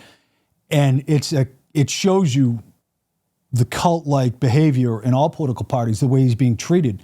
You listen to his speeches about like defense contractors in Ukraine and stuff. I mean, that guy's legit. And he's like, the CIA was created, its mandate is to ferment discord so U.S. businesses and weapon manufacturers, can stay in business. That's the one thing. Forget about the rest of the, like Biden was, it's like the left just started loving World War III all of a sudden because, it's like all this money to Ukraine because they just got fed so much bullshit propaganda. They don't understand it's a proxy war. They don't understand what was going on, what Biden was doing in 2013 and 14 in Ukraine, right? It's, basically a coup. And they're siding with neo-Nazis and fucking, you know what I mean? It's like, it'd be laughable. It wasn't so twisted. And, that's just the way it is. This isn't left or right. It's just like war machine versus peace and sanity. So you demand it out of like, whether it's Trump or Biden. And I'll just say, I'm like an old time lefty, like a Kennedy Democrat. My house was a shrine to like Bobby and John Kennedy and MLK Jr. That's where I came from. And I had this false belief that if the Kennedys just came back, they'd fight to end wars, And instead, you get a bunch of shit candidates in a political party that goes nowhere. And it's just so obvious that the largest defense bill in human history was passed by the Biden administration with no pushback whatsoever. Like, just that alone. So to your point, is it's like, I want somebody who isn't going to just blow smoke up my ass and just talk in a real way. Like, what is endless wars? The job of the government at the very basic level, like the platform of the job of the government should be to provide truth to people. Like, that's it. And then people can vote based on what the true reality is, and they can make their decisions and they can discuss all the topics. But if they're not getting the truth and a true understanding of what reality is from the government, then they're not going to make good decisions. They're not going to vote on the right things. They're not going to push forward with our civilization and advance forward. But we're not getting that. We're not getting that from politicians, and we've never really gotten that from politicians. But I think that's why the internet's so important. That's why conversations like this are important. People can make up their own minds about what's real and not real. They don't need the government for that. It's nice that they finally come out and said, hey, the UFO phenomenon is real. There's craft and there's phenomenon that we can't explain. We don't know what it is, but it's real, and we're studying it and we're tracking it. That was a huge step in actual like truth and telling us what the nature of the reality is that we're surrounded with. But it's like you get one little nugget, and then it's like, oh, then it feels like we take one step forward, 3 steps back. Bingo. And it's a bi-party system. That's the problem, right? So it's like, I'm going to keep throwing red meat to my base. I'm not going to be objective. Like Bobby Kennedy Jr. Is a great example. Somebody who's objective. He's in the middle. He has left and right leanings. If I were a Democratic candidate, I'd have a president. I have Republicans in my cabinet. You know what I mean? I would talk in terms in the middle. I was telling you at dinner last night, like a couple of years ago, Matthew McConaughey, who I dig, and The Rock, Dwayne Johnson, they were both talking about I like him too. They're talking about getting into politics, right? In a moderate sense, because they're both these moderates. They're like, all this toxic shit isn't healthy. Like, we need to meet in the middle. And they were just dumped on as like, they might be good dudes, but they're naive. They don't understand the nefarious nature of the opposing side. That's both sides, right? Because the algorithms weaponize your preferences, and you see the worst elements of human nature in the other side of the aisle, because it's a 2-party fucked up system. Instead of like, we got 5 parties. Oh, I like this independent candidate. We're all in the shit together. Like, I want to spend time. That's the twisted thing, is that the ego deludes you into thinking you're doing something good as you sit in this stew of negative neurochemical bullshit and self-loathing, and you try to project it on instead of like, it's like the Simpsons episode when all the power goes off and they go outside. It's like Lisa Simpson. Oh, the sun. It's amazing. But that's the thing. And then people got to make their personal choice. Like, forget the matrix, forget the round and round and round. Vote, wish people well, have a moderate, objective viewpoint, and do things that you love. and be nice to people, be kind to people, and forget the rest of the shit. And if you're on the freaking internet, if you're on a thread going back on with somebody, that's your choice. At least admit that like you're a crackhead who can't get off fucking Facebook or Twitter. And that's fine. I used to be like that, you know? I got a little more self-regulation. Like I would post something, and any time it was kind of about me, I'd want to go take like 10 showers. You know what I mean? I just felt gross. So I've moved away from that, you know? Yep. But you're spot on. It's a broken system that requires independent thought and objectivity. Right. Yeah, and just being in the middle of it, like I feel like and good for Dwayne Johnson and what's his name? McConaughey, yeah, for being able to get in the middle of it. But I still feel like that you've got people identified on the left and people identified on the right. And then you've got people that are going to be like, oh, I'm not going to be either. I'm not going to be identified as extreme right or extreme left. I'm going to be in the middle, and I'm going to talk to these people that are extreme on both sides and attempt to make progress by sharing my perspective and not being too far leaning one direction or the other. But that's not really the solution. The solution is really to not be on that spectrum and to not be identified in the first place politically. I feel like is really like the key to making progress and to working with people is to not have that. If I'm still identified as white, if I'm still identified as Republican, if I'm still identified as Christian, I'm not going to be able to make progress with people of other races, other nationalities, other religions. But if I can step back from that and say, hey, this is not really who I am, but I want to make progress. I want to work with Republicans. I want to work with Democrats. I want to push the human race forward and make life better for everybody. You can begin to do that. But when you've got people just fighting on one side or the other, fighting on one side, even people in the middle that are trying to make peace. And it's not until you step back from that spectrum and you can observe it from a different place, a place of non-identification, that you can actually begin to make progress happen and to like meet people where they are at that point in time and to let go, to forgive, to not hold resentment, and to just push forward with, hey, what right now, what do we need to do? Forget the past, forget the wars, forget the disagreements, forget the name calling, forget the resentment, forget all of it. What do we need to do right now to push forward? And if we're on that spectrum, it's very difficult to do that because you're defending a me, you're defending a false self, you're defending like a mental construct of yourself and what you're supposed to believe in and stand for, as opposed to just being there, being open-minded, being objective, and talking things out to figure out what the right path is. That was a great rundown. It's like the first 20 minutes of a conversation was the rubber meets the road. Yeah. You want to find that state, that divine state. You want to disidentify and surrender into a source of infinite intelligence. The other shit is like very interesting. Let's talk about the past. You know what I mean? While we're here in body, these are fascinating subjects. You know, I'm clearly not divorced, from my ego fully. Shitting on some haters, providing context, whatever. It's interesting, but that's your point. It's not like, oh, we got to forge this, we got to do that. No, what we got to do is disidentify. Like this, because all the rigid thinking is a byproduct of identification with the faulty software program of the separate self, the ego. So you were being guided and led by an insidious tyrant, right, rather than a benevolent source. Right.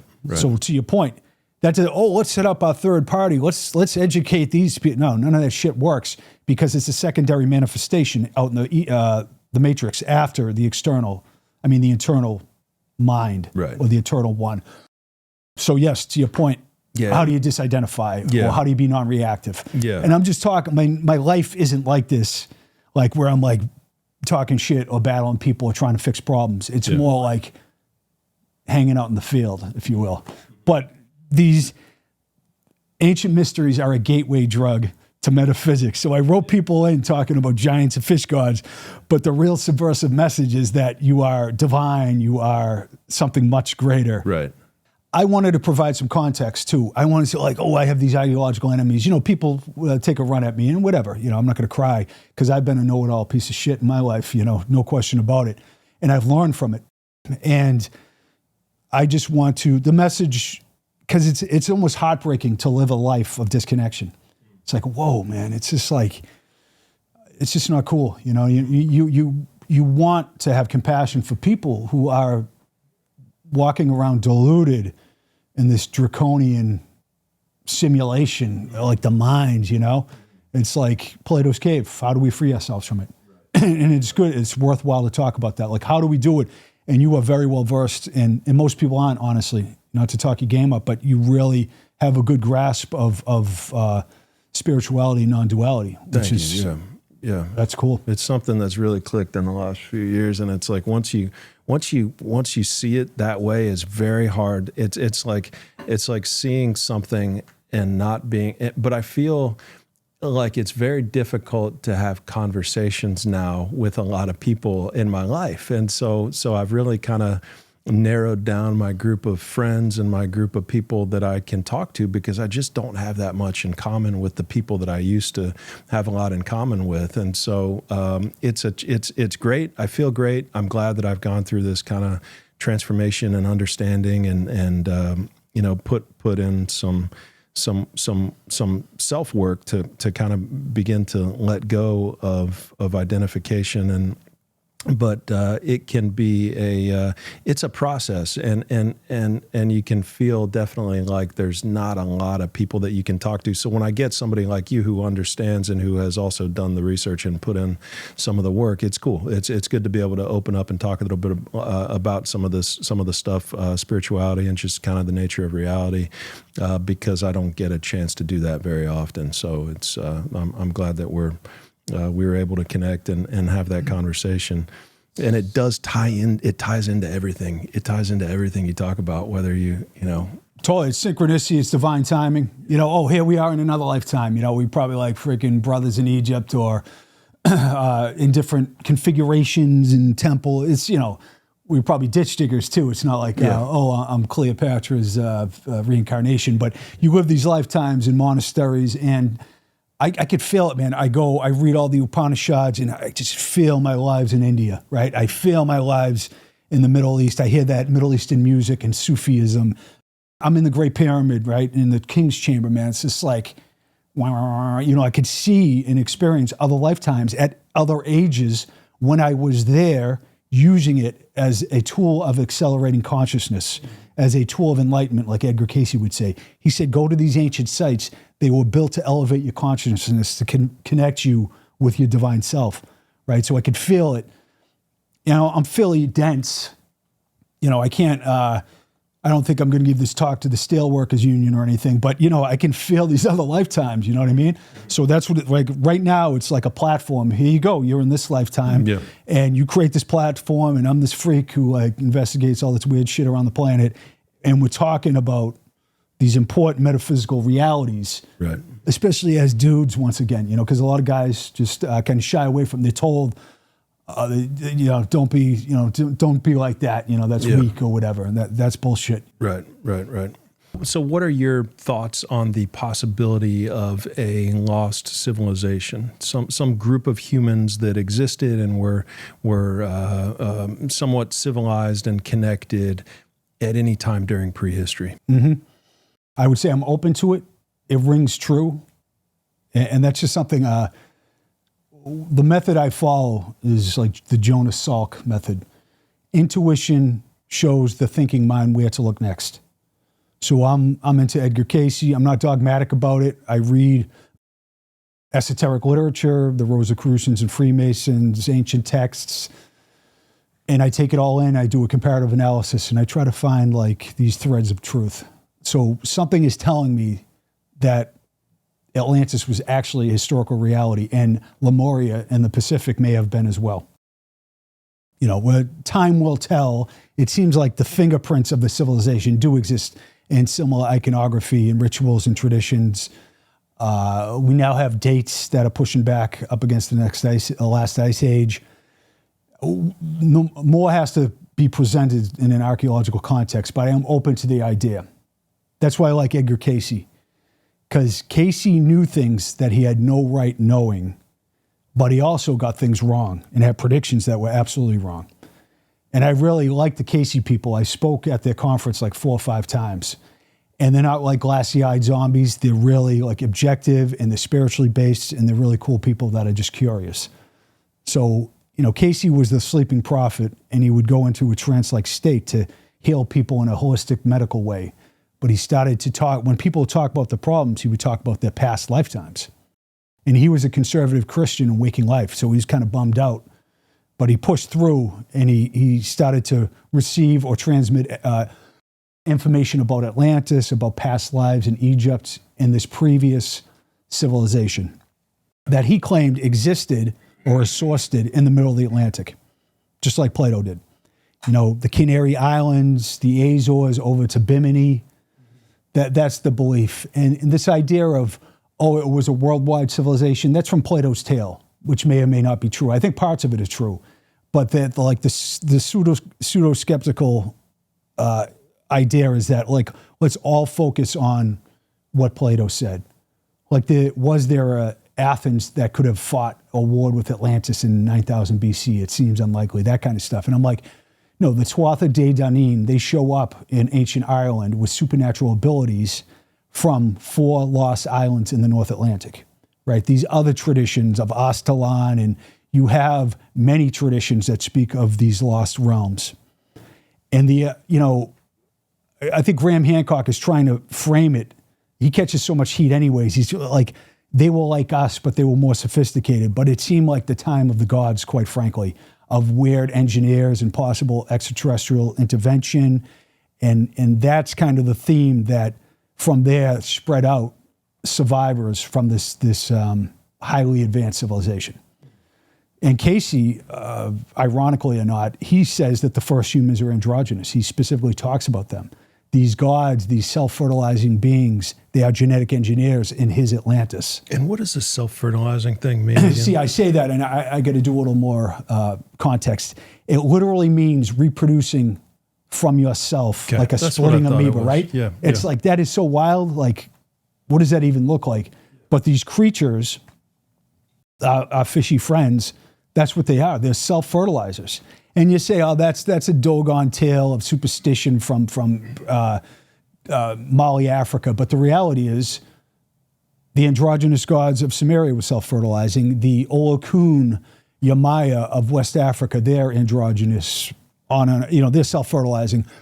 The ancient texts, the pyramid texts, the coffin texts, the Edfu texts, they all say that these gods were self-fertilizing, which is very specific. And I'm like, it's ringing true that there's a story here. That seems pretty specific. But when you look at the Greys, and so they have like no sexual organs, right? I mean, that's kind of how they're mostly described, I think. And yes. So would they be considered a self-fertilizing species? It's a good question. All I know is that these bizarre amphibians are considered, like Horus resides in Osiris. Osiris gives birth and souls the next line, the next lineage, of this being, right? So it seems like such a bizarre concept, but it would ring true if they were extraterrestrials engineering. They would have characteristics that weren't like humans. Right. And the first humans are portrayed as androgynous in all the literature. Aristophanes displays a myth of the ancient androgen in the Platonic texts. Zeus splits us down the middle, just like the Bible. First we're androgynous, then Adam is created into Adam and Eve. And you say, that's that's a one-off. It's like, no, in the Popol Vuh, Cucumatz creates the original 4 as androgynous, right? So even the iconography in the oldest cities on earth display a reverence or a belief in androgynous gods and first humans. In fact, at Karahan Tepe, they unearthed the double-headed androgynous statue and a being with 16 figures. And I'll talk up my game for a second here. We pitched a show, my production team and I, to Discovery. I think it was a couple of years ago. It was me, my brother, and Hugh Newman. Megalith Men, it was going to be called, where we would trace the origins of the megalithic builders. Here we go right here. And I wrote all the outlines. I co-produce the shows I do. So anyways, yeah, go right down there. Part of the script was at Karahan Tepe. At the time, Hugh knew the landowner, Hugh, Andrew Collins, they've been all over Turkey for years. And it's like the sister site of Göbekli Tepe, like 25 miles away. I wrote in the script, we want to excavate there with the Turkish archaeology team. And what we wanted to find was a double-headed iconography of the androgynous god and the gods with extra digits. Because the oldest places on Earth, the oldest cities on Earth, Jericho, Ayin Ghazal, they all portray polydactylism and androgynous iconography, which is like, whoa, that's pretty legit. So they unearthed the Turkish team. We didn't get our show. Boo. They should have run it. I would have looked like Nostradamus. But they unearthed the statue with 16 fingers. And in fact, if you see, Hugh always posts this stuff. At Saybirch, they just found this narrative, like the oldest narrative in the world, right? And there's a guy on it with 2 lines by his side, and he has 6 fingers. That's the one circled, Ryan, the dude with his hand up with 6 fingers. Karul is the lead archaeologist of the Turkish team that excavated, that took over from Klaus Schmidt. And he says all the humanoids have strange digits, never 5. So who are these gods with extra digits? Why are they associated with giants? Why are there isolated Pacific islands and Australian rock art and Southwestern rock art that has the same iconography? That seems pretty specific. And those are the rabbit holes that I go down in. But you find this iconography. This isn't, see, what compelled me to carry out these investigations were the work of academics. Dr. Richard Barnett in 1986 worked for the British Museum, and he wrote a paper. His wife published it posthumously on polydactylism in art and architecture and archaeology in the ancient world. And his quote is, "There has been zero focus or attention given to this phenomena." Right? So I was drawn in right away because I'm a pain in the ass. And I saw it too. And I travel the world and find this similar stuff. And then Erit Ziffer is an archaeologist from Haifa University museum in Israel. And she wrote a paper in 2007, the Israeli Exploration Journal, where she made the case that it was called Ayin Ghazal, Adam, the androgyny, Ayin Ghazal, and the double-headed statues, or the double-headed busts. And she's saying that all this iconography at the most ancient sites on Earth, the double-headed iconography, is displaying the fact that these people worshipped androgynous first ancestors and androgynous gods. Mm-hmm. And then they found the same thing, the double-headed idol at Karahan Tepe in real time that I didn't get to investigate and excavate. But then I went, here's the paper right here. Yeah, the first Adam, androgyny, and the Ayin Ghazal two-headed busts. So I reached out to Erit Ziffer, was very gracious and brilliant. And this, people got to understand this. Like, I can understand and read in the jargon of all these academic papers the unbelievable work of all the dedicated and humble professionals. I'm wedded to so much and so grateful for, right? And indebted to. Forget about radical wings of pseudo-skepticism. It's like, these are the people I work with. And I reached out to her and I said, do you know that they found a double-headed statue at Karahan Tepe? And she didn't. And I sent her the image and said, you should do a victory lap. And on top of that, Urfa Man is not Urfa Man. Urfa Man is an androgen with male and female body parts that my boy Andrew Collins and my friend Debbie Cartwright just realized. Because Killisek Man, who has the same iconography as all the T-shaped pillars, he is an androgen as well, which is wild. So some of the most ancient statues on Earth are displaying extra digits and androgynous characteristics. And you could say that's some kind of ephemeral mythology, but no, that's how these beings are being portrayed. That's what's so fascinating. And then you take the story. I'm in Malta with Hugh Newman doing a tour last May. We go in the Hypogeum. There it is right here, the double-headed statue. From that's like 12,000 years old. Where's this one again? That's at Karahan Tepe. So we're at the Hypogeum in Malta leading the tour. And at room 20, there's a handprint, a giant handprint with 6 fingers on it, right? And it's like everywhere I go, it's the same story. It's the same iconography. In fact, Professor Paul Tasson, once again, from Australia, he said and wrote a paper about you get these giant hands and feet with extra digits, with polydactylism. They're not normal sized, they're giant sized. And then in Kiribati, you have the same rock art in Botswana, in Africa, these places of emergence with the legends of the giants.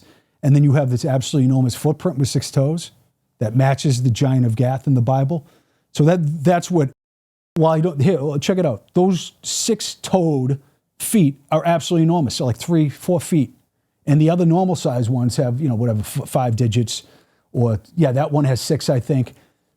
Is that an actual footprint? I think it's carvings from indigenous Australian Aboriginals. Mm-hmm. Yeah, but right there, it's like. And so have there been giant footprints found? With 6 digits, yes. And that gets into there's that South African footprint. That actually has 6 digits. The one like Michael Tellinger, I think, was there. And I don't know about that. I'm not saying a giant stepped in the mud 200 million years ago. I'm just saying that at temple sites and iconography on statues and rock art, there's these other footprints that may or may not be that, but there's some compelling stuff out there. So the extra digit is associated potentially with giants. It's also associated with what else? Yeah, good question, man. The sorcerers and the temple priests and the exorcists of ancient Babylon and Samaria were obsessed with polydactylism.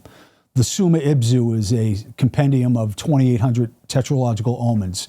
Tablets 3 and 4 talk specifically about polydactyly and what it represents. Like, holy shit, what do I do for my child that has 6 digits? So it goes back to 2400 BC, their idea of this being aligned with the divine, the supernatural, and the malevolent. Like Lamashtu is the bird-headed freak, Ryan, with 6 fingers on each hand that was created by Anu, the genetic engineer, and she was like a population control being that would snatch the babies of newborn mothers or mothers who just had newborns because the flood was too cataclysmic for the work race. In the Louvre, there exists this image of Lamashtu, but also at Harvard University, there's a tablet with 6 fingers in black and white as well. The moral of the story is it's associated with divine, supernatural, and the malevolent, and giants. The giant of Gath in the Bible has 24 digits in all, 6 fingers and toes. I travel to Palenque, and I see that there's 6 fingers and toes over all the statues, all the relief carvings. And then I find an academic paper, and they call it divine polydactyly, and it goes to the American Southwest, West, and Mesoamerica. They believe that possessors of extra digits were supernaturals, which is pretty interesting, right? So it's not just like, oh, that dude's a freak, he's in our tribe, and he has extra digits. It's like they are revered, like at Chaco Canyon, where you get the 3 footprints up the wall. And Patricia Crown from New Mexico University did a study there and wrote about it in National Geographic. Like, they revered these people with extra digits right there as divine and supernatural. But also, it's associated with malevolence. You get into the Bible, man, it's just like a bad acid trip. You get like the Nephilim, you get all kinds of beings that are mentioned. Like the Rephaim have extra digits, right? And Og's, his bedstand is 13 feet by 6 feet. There's all kinds of references to supernatural occurrences, Okay. That's a long-winded way of saying I firmly believe there's a story here. I don't think it's just like Right. me deluding myself. Right, yeah. How did the Spanish chroniclers describe the giants that they came across? Are there any depictions of giants that had extra digits from the Spanish? Good question. Not digits. The Aztec Vatican Codex, if you Google that, you get like in the highlands, there's a bunch of Toltecs tuning up this massive giant. He's like got all his guts ripped out. That was made by an indigenous Mesoamerican person in the 1500s, displaying the legends of the giants. I think it's Vatican Codex Giant, like A or something like that, will probably give you the image. So there's representations, but yes, there's lots of modern, or like say 1700 in Wales, where these giant beings or giant humans had extra digits. Like Cormoran at St. Michael's Mount is known to have extra digits. The giants of Tren the Mont have extra digits. So it's like, wow, can that really just be this biblical story that spread? Because it's in like super ancient rock art, like I told you, in Baja, California, at a cave there. The Kachimi people are telling the Jesuit priests, we didn't do this rock art. These giant beings came from the north, male and female. And what do you find? You find giant beings, male and female, women with the breasts on the side, with 6 digits on each hand. So this isn't like a modern myth. This is a long-standing, memorialized phenomena. There you go. That's look at that. This is what the Kachimi told the Jesuit, and the Jesuits believed giants were there, and they wrote about it in their journals. So this isn't some bullshit like wishful thinking. I read through all the journals. These giant, see the female breasts on the side? This is exactly what they said. A race of giants came from the north. And Baja, California is littered with rock art where there's dudes with like 6 fingers and toes, littered with arrows, warring with a normal-sized race as well. Wow. Which meets the legends, like right here, that guy, 6 fingers. There's another one who's holding up 2 hands, Ryan, and he's littered with arrows right here, right? And that's like the Coso Rock Art District. And that lines up my friend Clifford Mahudi, now late, unfortunately. He was a Zuni elder, and I hung with him a bunch of times at conferences for like the weekend. And he told me all these traditions, and he said, the Zuni have androgynous gods, and their ancient ancestors warred with extra-digited malevolent giants. And it is displayed in the rock art of some of the oldest rock art in the Americas, like 10,000 years old at Baja and other places. So it's not a modern day wishful thinking myth. Do you think there's any hope to like proving this? Or what are the next steps that we need to take to prove that there's something here? In 2003, Jorg Fassbender and an archaeological team, going off of clues in the Epic of Gilgamesh, believe that they found the lost tomb of Gilgamesh. Even the BBC article has a picture of Gilgamesh. He's got a lion in his arms, like it's a house cat, right? He was known to be a giant. And it says in the article itself, right there, read underneath Gilgamesh, it says, the traditions state that he is 2/3 God and 1/3 human. So he has this Anunnaki blood. Right? Right after the story dropped, the Iraq War started, which created all kinds of speculation, right? So I don't know if it's a freaking smokescreen or not. What I do know is that I've spoke with Jorg Fassbender and corresponded with him, and he's written several papers about magnometer surveys that he continues to do in Iraq. Now, he's taken clues of the Epic of Gilgamesh and believes to have found the tomb of Gilgamesh, right? So if they can find the tomb of Gilgamesh, you can DNA test it. Also, in the apocryphal book of Enoch, Gilgamesh is one of the pre-flood giants as well. So maybe, man, it'll be like all truths will be revealed in one DNA test. I can dunk on haters and do victory laps because we're going to have a 15-foot giant who's like 2/3 freak show Anunnaki god. But that's how you, and the idea of the lost hall of records, is there remnants from the lost civilization? Even Casey talks about the lost city of gold in the Gobi Desert. He said there are things that will be uncovered when the consciousness of humanity can meet what this really represents. So the evolution of consciousness will be the door that opens to these new mysteries. And I told my producer, because we want to do a show where we try to find the Lost Hall records. And Casey said that these former Atlantean priests who put the records there will be the ones that come back again. And I said, if I go in with my crew, our faces are going to melt like the Nazis because I don't know if my energetic state will match it. Right. But to me, the idea is cool, and I'm interested in the idea of the Lost Hall of Records. Define that. Define what the Lost Hall of Records is.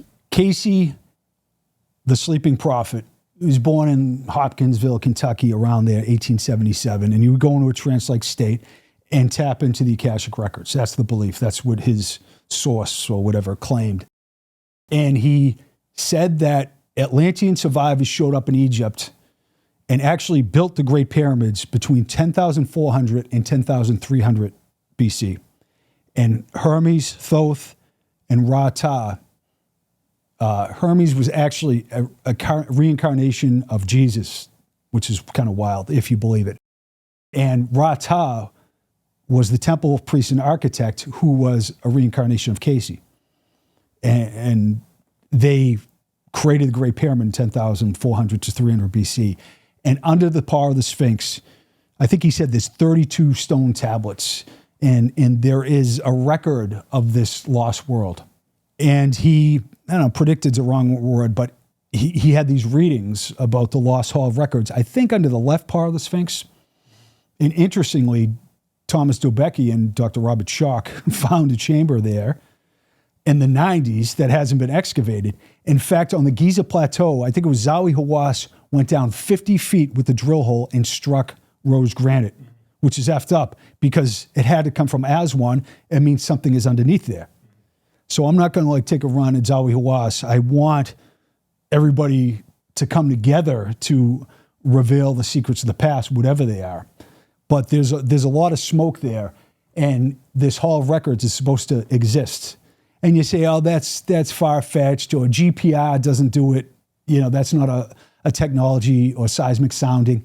And as you know, the Scan Pyramids team is finding passageways and shafts and just amazing discoveries within the Great Pyramid. And they're verifying, right? Isn't there, they sent a fiber optic scope recently? You probably know more than me, but the moral of the story is there's some technology being brought to bear here that is saying, yes, there's definitely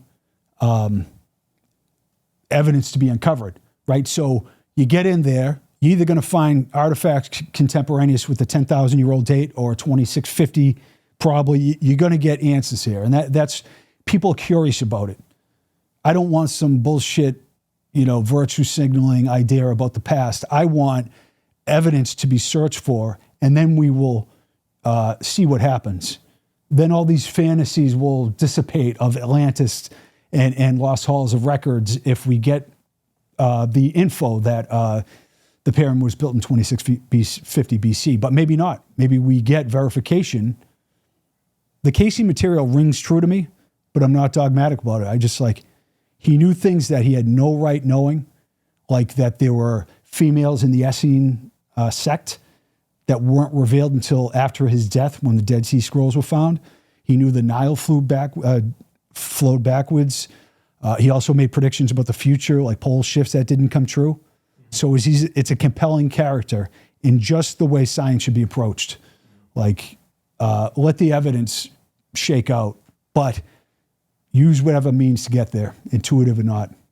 Is there 100% proof that because I've heard that it's been drilled under the Sphinx and that rose granite was hit with a drill.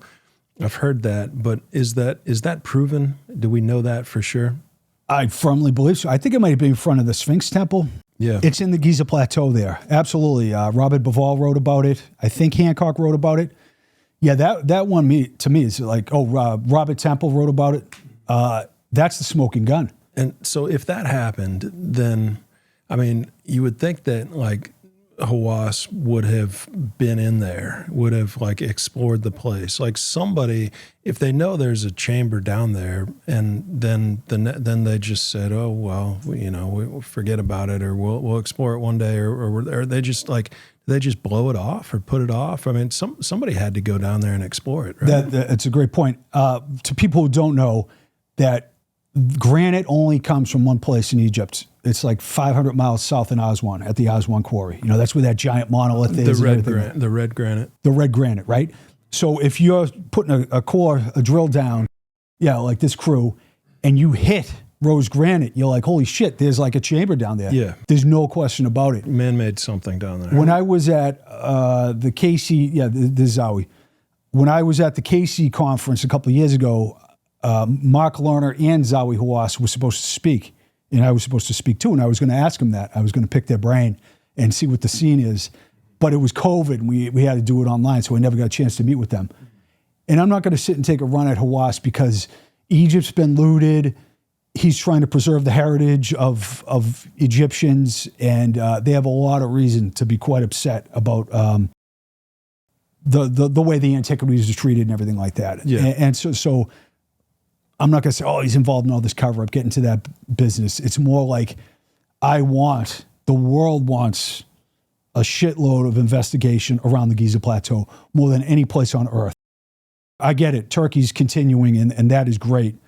You know, even Robert Schoch in the 1990s, he claimed, he's a geologist from BU, that he claimed that the Sphinx, most people know the story, is much older because of the weathering patterns, right? In and of itself, that's just one interesting piece of information. But he sat down in a conference with Mark Lerner, in Chicago, and he was like dismissing the idea. He's saying there is no evidence and will be no evidence of a civilization going back 10, 12,000 years ago that was sophisticated. And lo and behold, Göbekli Tepe shows up. Mm-hmm.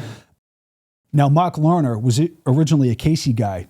He wrote about he tried to like make the case for Casey through the Casey readings and these ideas of Atlantis. Then he went on the other side of the aisle and became a mainstream academic after going to Chicago, I believe, funded by the Casey Foundation. And I think Zawi Hawass's education at UPenn was funded by the ARE as well. Okay. And I say that not because to choose one side or the other, but look at the karmic interplay of this drama. You got people on both sides. They're connected to this organization founded by this mystic who's predicting a lost hall of records and Atlantean temple priests. And then you got weirdos like me who are in the middle of it. I love the Casey Foundation. They just asked me to speak again. We got Mano Saves the Day, who works with Robert Schoch. We got Hancock, Baval. I got to say, like, all these beings got a real spiritual side. Like Robert Schoch, he's read a lot of Theosophist texts. I know Hancock's got a real spiritual side. So it's like, in the cosmic drama, I bet you this is some interwoven karmic metaphysical freak show that's going on. And I dig that idea, you know?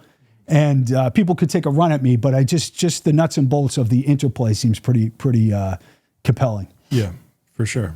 For sure. So what do you think's down there? I mean, so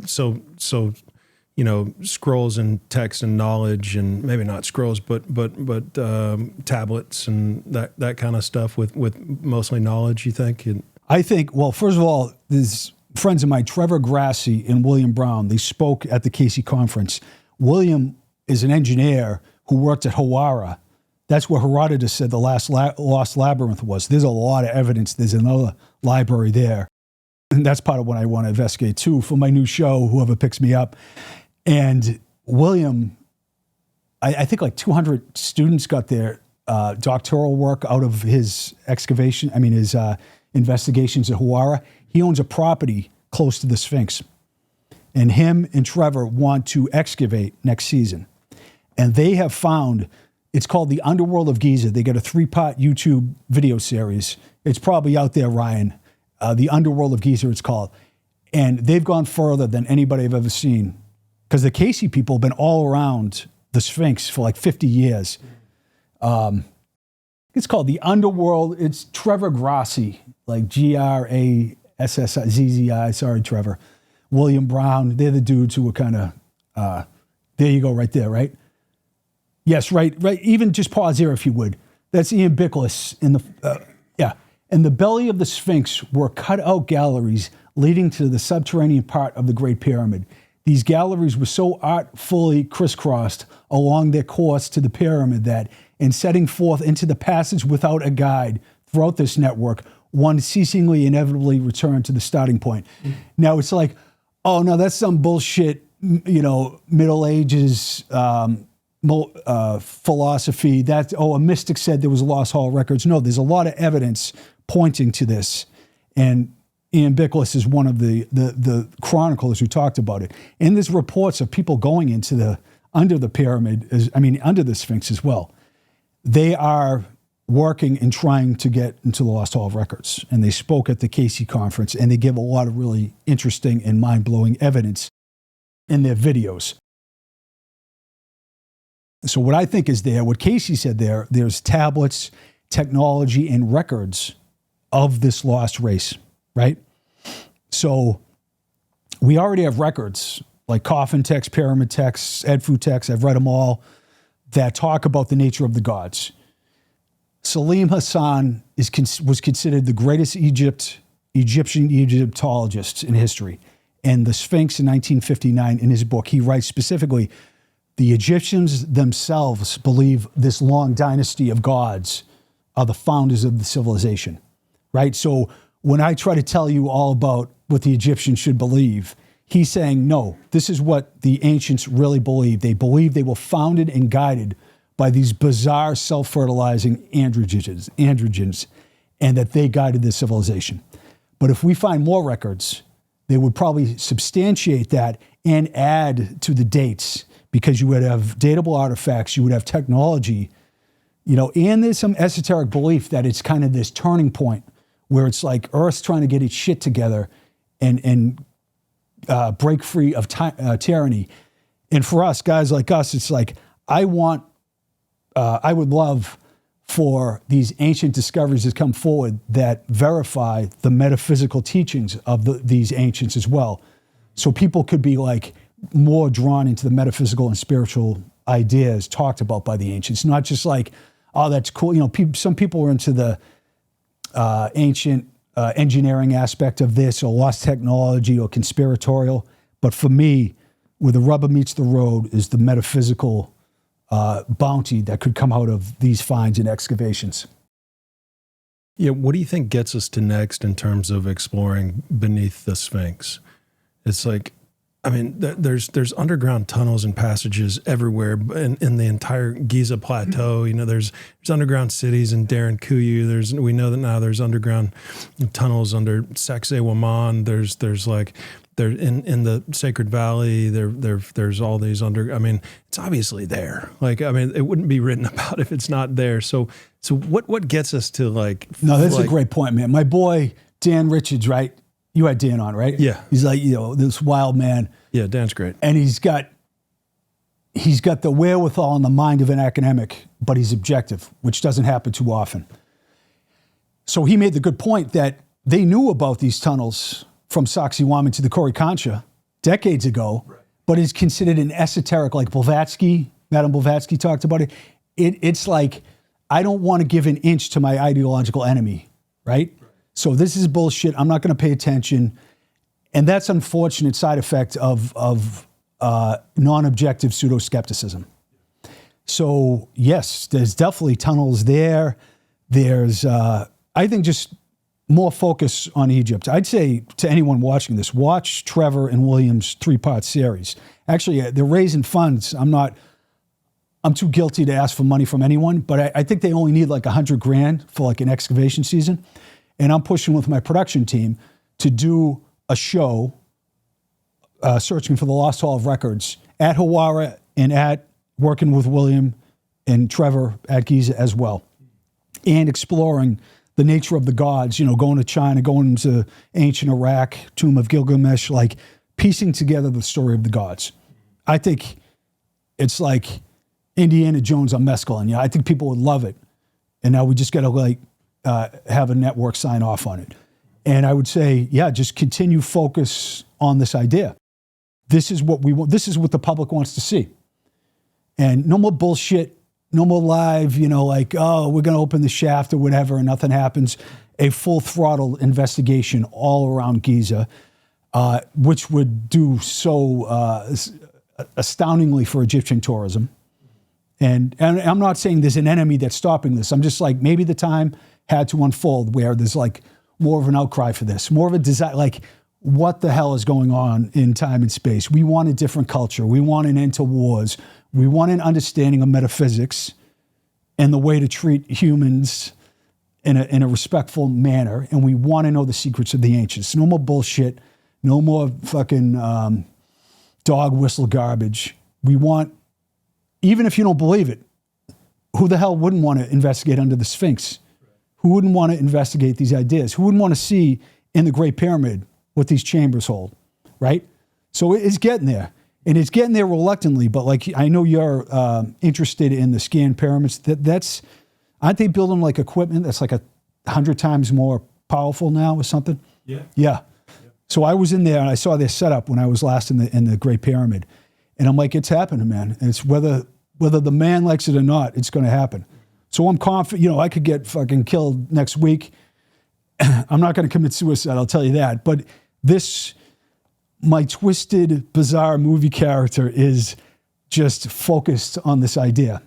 And when I do shows and speak at conferences and stuff, I talk about this. And I'm like, I am geared towards seeing if this is a reality. And I firmly believe it is. But, we'll see.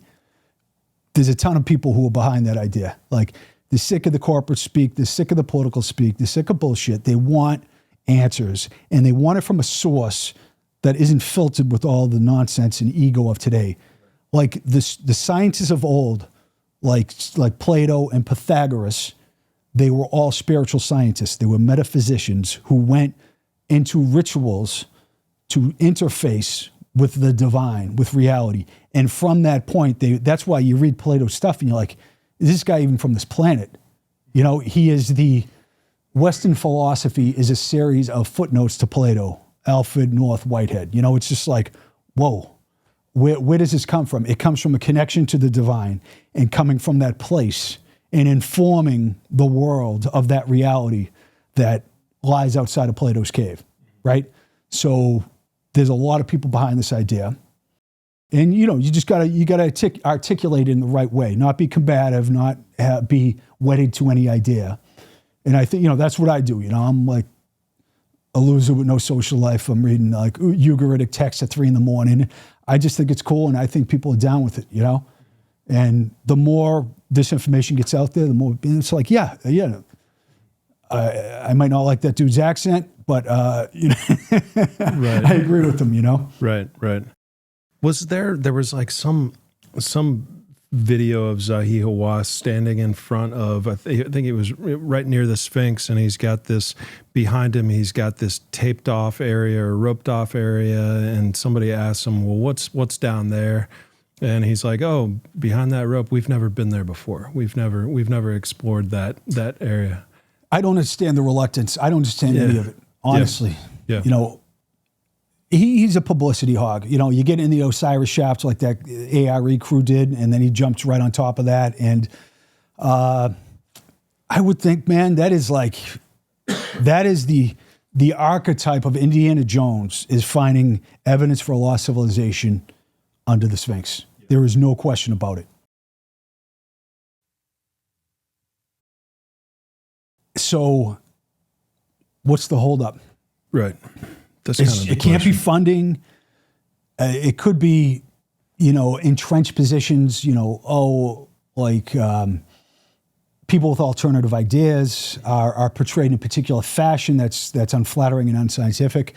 Even my friend Giorgio said, it's like Giorgio, yeah, right. Yeah. I've been on Ancient Aliens like the last 6 seasons. We hung out at like Contact in the Desert. He's a nice guy. I like him a lot. Yeah, I've heard good things. Yeah, no, he's a solid dude. And he's like, no, I'm not saying aliens built the pyramids. It's portrayed that way so you can be denigrated in the most vile fashion. It's more like, who are the gods that guided the ancient Egyptian civilization? Who are the gods that showed up in Sumeria? We're being told by the Sumerians themselves that they're absolutely these bizarre beings that none other than Carl Sagan is worthy of further investigation, right? And that is what we're getting after. Like, this isn't So people like Hawass are probably like, oh, you param idiots, Hancock and Baval, they're always busting my balls, stuff like that. It's more that all of us are trying to find out the nature of the gods. And within the Lost Hall of Records, if it exists, we're going to get answers. So, Right. But just from an Egyptological standpoint, you would want all your resources fucking digging around there. Granite down 50 feet, the Sphinx Temple, the Assyrian, is that older, right? It doesn't seem connected to Abydos. That's a place Osiris, your boy, the fish god, he was on a raised dais, whatever, and the belief is that like he was an aquatic being that taught. Just like you have these tanks from Berlin University with the fish guys all around it. And these sacred pools, these ideas from the past are like, just like Oannes, you are these aquatic extraterrestrial beings who are teaching the arts of civilization. And they're in these vessels with the iconography and the mythology that they're these self-fertilizing androgynous amphibians. Yeah. Like, what if we are a restaurant or a bar and somebody heard a fucking conversation? We'd be kicked out immediately. Well, yeah, given your stonemason background and given that we're talking about Egypt, what do you think of these vases that you've checked out here? Reading Hancock's original book, it's one of the things that caught my eye and my brother's, like the really thin-necked diorite vases. I think they're astonishing. I think it proves that the ancient Egyptians were extremely capable, and who were they taught by? See, that's read like a diss. Like, oh, these cats couldn't have done this kind of work, or there's some lost technology answer. It's like, no. And like I said it before, the myths of the world, even in Ireland and Greece, is that the gods informed and assisted humans in their technological advances. I would say, like, when I'm doing a show, I'm always thinking experiments, right? My brother and I are master stonemasons, but things like this are beyond my capability. So I would say, get a master stonemason with a block of whatever material and say, reproduce this to the precision with the tools of the time. If we're in Pumapunku, I'll give you an andesite block, and I want you to, or whatever, I want you to create an H block with the tools of the time. And then let's see where it goes. Yeah. And I know you've been behind that too. That is a reasonable and objective take. Yeah. For me, they're rather astonishing. I don't want to view things like they're beyond my capabilities or I could do them. It's more like just, wow, very impressive. Like, that's an understatement. Just outrageous. Yeah. I don't know. You run out of adjectives and superlatives. People don't realize when you work with like basalt and granite, it's like freaking shaping glass. We run diamond saws and I don't shape granite. I don't even, we work with like schist that we could shape with hammers.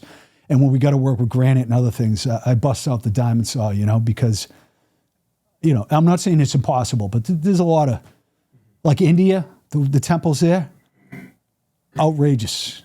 The columns and everything like that, the Barber Caves, Hugh was just there doing a video. I am open to interpretations. I am not dogmatic about it. I am astounded that the ancients did shit with like such huge blocks like it was easy, right? Like Baalbek and places like that. It's one thing to lay a base stone. That's what, we lay the largest base stones at the bottom, of course. It's another to jack up a 2 million pound stone 40 feet in the air. And I'm just saying, and the legends there are like, built by gods, built by giants. You could say, that's because these superstitious idiots, they didn't understand their past or whatever. Or you could say that the people that were much closer to the date of the building of these structures are telling us a supernatural story. And this all comes down to, were we visited by supernatural gods? Were humans genetically engineered? Or is it the kind of, the kind of cultish, atheistic, scientific, academic, lightning hit ammonia, the Big Bang, we evolved from other species, and there's no mystery, nothing to see here, even if you watch like a PBS special, Endeavor or something like some series, that academic kind of smarty pants know-it-all lens, sorry, man, I'm no fan of the hard right either, is like this cult-like belief where they entertain the supernatural, then they shit on it and dismiss it by the end of the episode, right? Like the paranormal, you're an idiot if you believe in the supernatural or Bigfoot or astrology or the I Ching or anything like that. So we have an atheistic scientific cult who has had their preferences weaponized by algorithms and a desire to war with their ideological enemy. And then we have a lot of people who just don't want that bullshit. They just want the truth. They want to cut through. And I don't get politics, left, right, you know what I mean? Like, my brother and I were coaches for a long time. It's just like, you want the best for everybody's kid. You don't give a shit about whose father's voting for who. You hold the door. You're not, oh, that dude has a broken down car. Let me give him a ride. That's how you treat humans.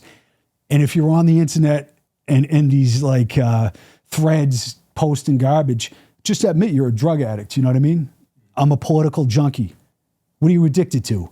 The worst cortisol and it's not forgiving. And I haven't completely liberated myself. As you can see, I get a little agitated around some of these subjects because I get called a racist and a lunatic and categorized as somebody, intellectually incapable of understanding how science works, And, whatever. I'm a lot of things, but the moral of the story is people want a different approach. That's why a format like this, people are drawn to it. It's like, whoa, I've never heard dudes talk like that or anyone talk like that. That's eye-opening, Yeah, for sure. Yeah, I mean, it's interesting because it's like, we don't know how they were made. Like, we don't know how the pyramids were made. We don't know how the vases were made. We don't know how the boxes in the Serapeum were made. Like, there's all these mysteries. And so the people that have come before us and have talked about and have seen these things, like the vases, the boxes, the pyramids, the walls, etc., they're always, they invoke gods, and they invoke, the giants or sorcery or witchcraft or whatever it might be. And any one of those things could be reality. We don't know though. We don't know how they were made, and so that's where you get a lot of theories that are outside of the box and kind of unique kind of thinking type theories, and that's fantastic. But even today, I mean, us as a sophisticated society, it's very advanced and who's been studying ancient Egypt for the last 2,000 years. I mean, to get us to this point today where we're all knowledgeable and we feel like we've got everything figured out, but we have no idea how this stuff was made, how the vases were made, how the pyramids were made, how the boxes were made, the walls, etc. And that's crazy. That's crazy to think about. And because, there's these explanations for the vases of these people with, there's a great meme on it on X that where Flint dibbles on the Danny Jones podcast and Danny's like, well, how did they hollow out the inside of the vases? How did they create the rounded walls on the inside? Because it's one thing just to drill a hole. And Flint goes, well, they took a stick and then they put a rock at the end of the stick and then they went like this with the rock. Mm-hmm. And that's how they hollowed out granite vases and made the walls, perfectly symmetric all the way across, the same wall thickness, to within a couple thousandths of an inch, just by going like this with a stick and a rock.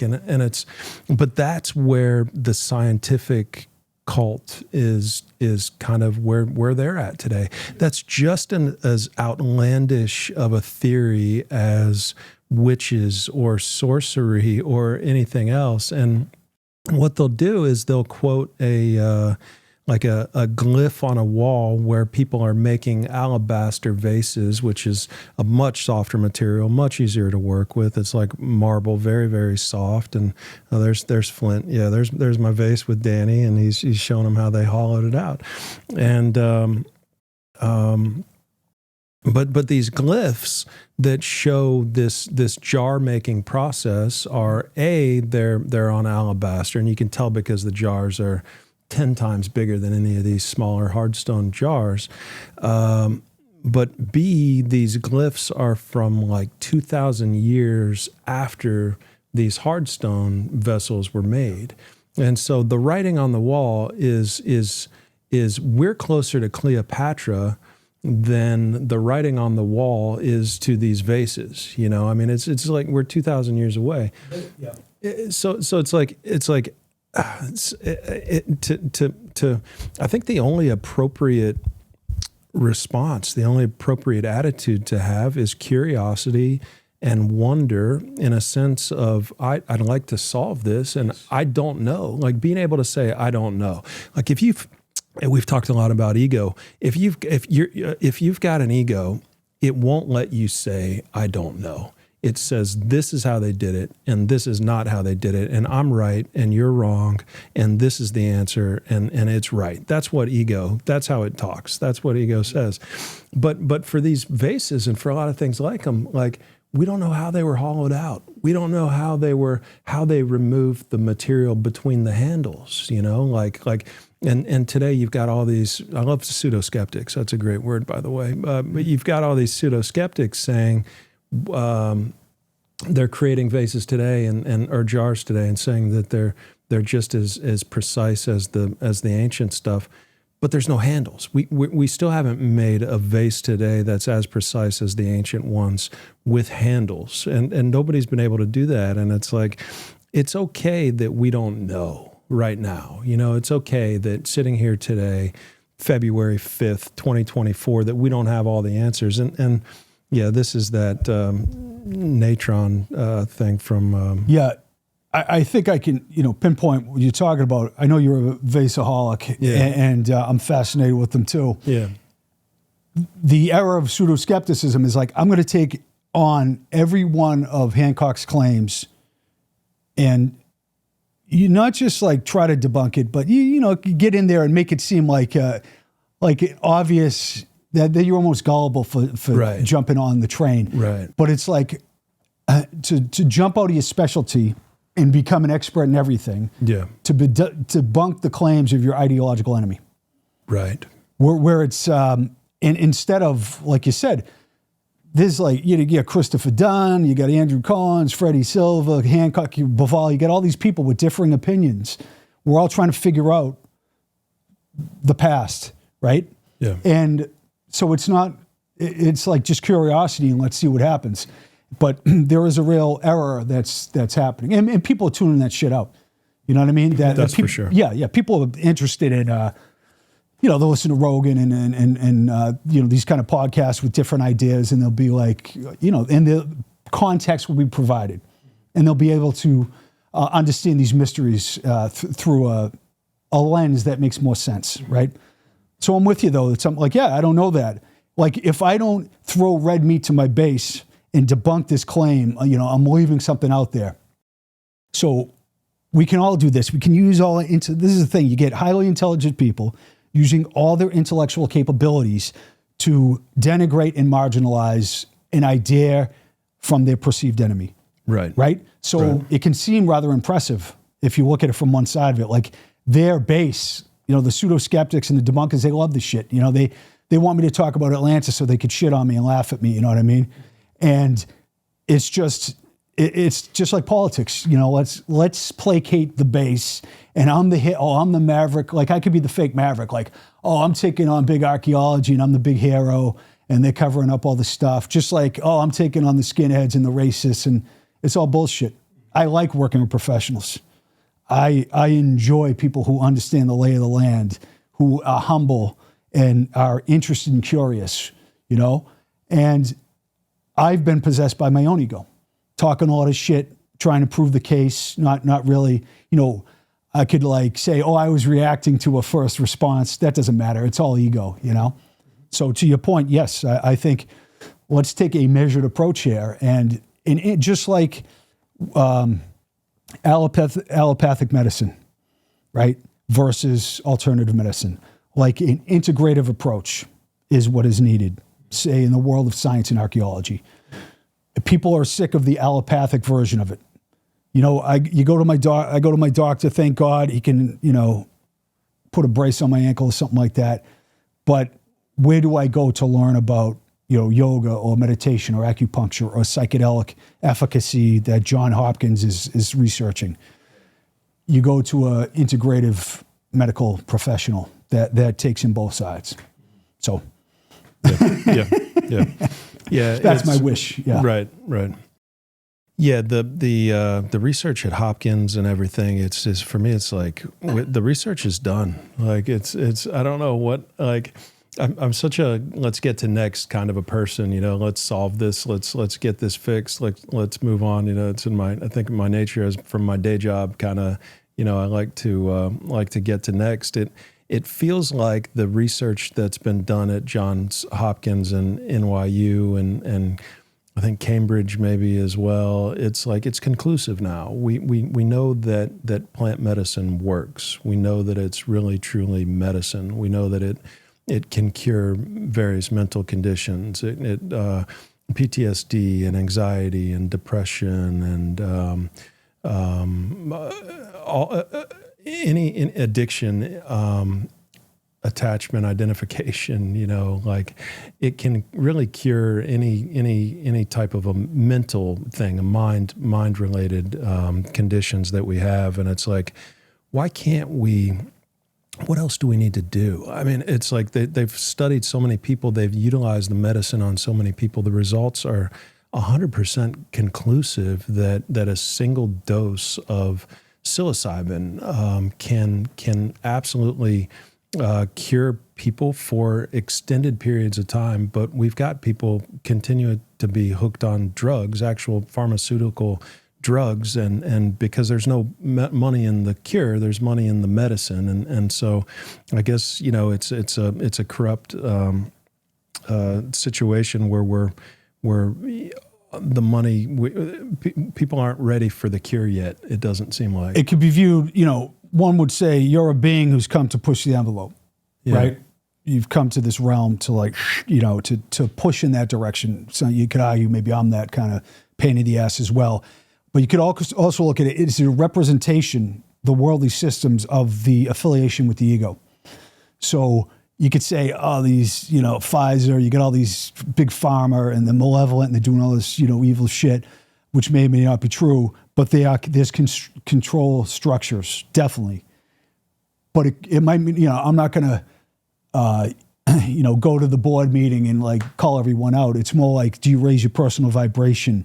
Do you preach that gospel of this is your real state to raise, like Maharshi would say, the more you can do or I can do to disidentify from the temporary movie character, the more we bring into this realm our sahaja, our natural state, and the more we emanate that.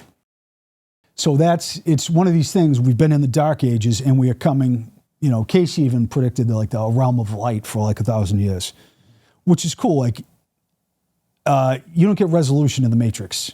You don't get this utopian city where everything is perfect, but a better platform, a staging area to find the escape hatch and wake up from the cycle of reincarnation is something that I think is important, right? Thankfully in this war, we're not starving to death and wars and all this crazy shit we've had to deal with in other lifetimes. It's like there is an opportunity now, and that's why people are begging for more peace. It's just let us calm the nervous system of everyone. Let us come from a place where we're connected to our real and divine state and operate from there. So like you're saying, it's just what the hell do we do? I think it's just what we're doing. And then when you sit down, you listen to a guided meditation for half an hour at night or whatever you do, it's just that state becomes so compelling and enthralling.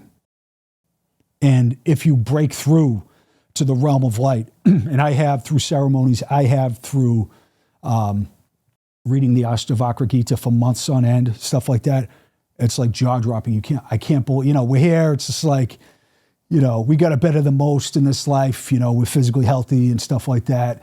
Our real state is drop the mic, you can't fucking believe, I am this. It's so enthralling, so awe-inspiring, just what the mystics talk about. And to get there, you must undo all that is false and put in front of you.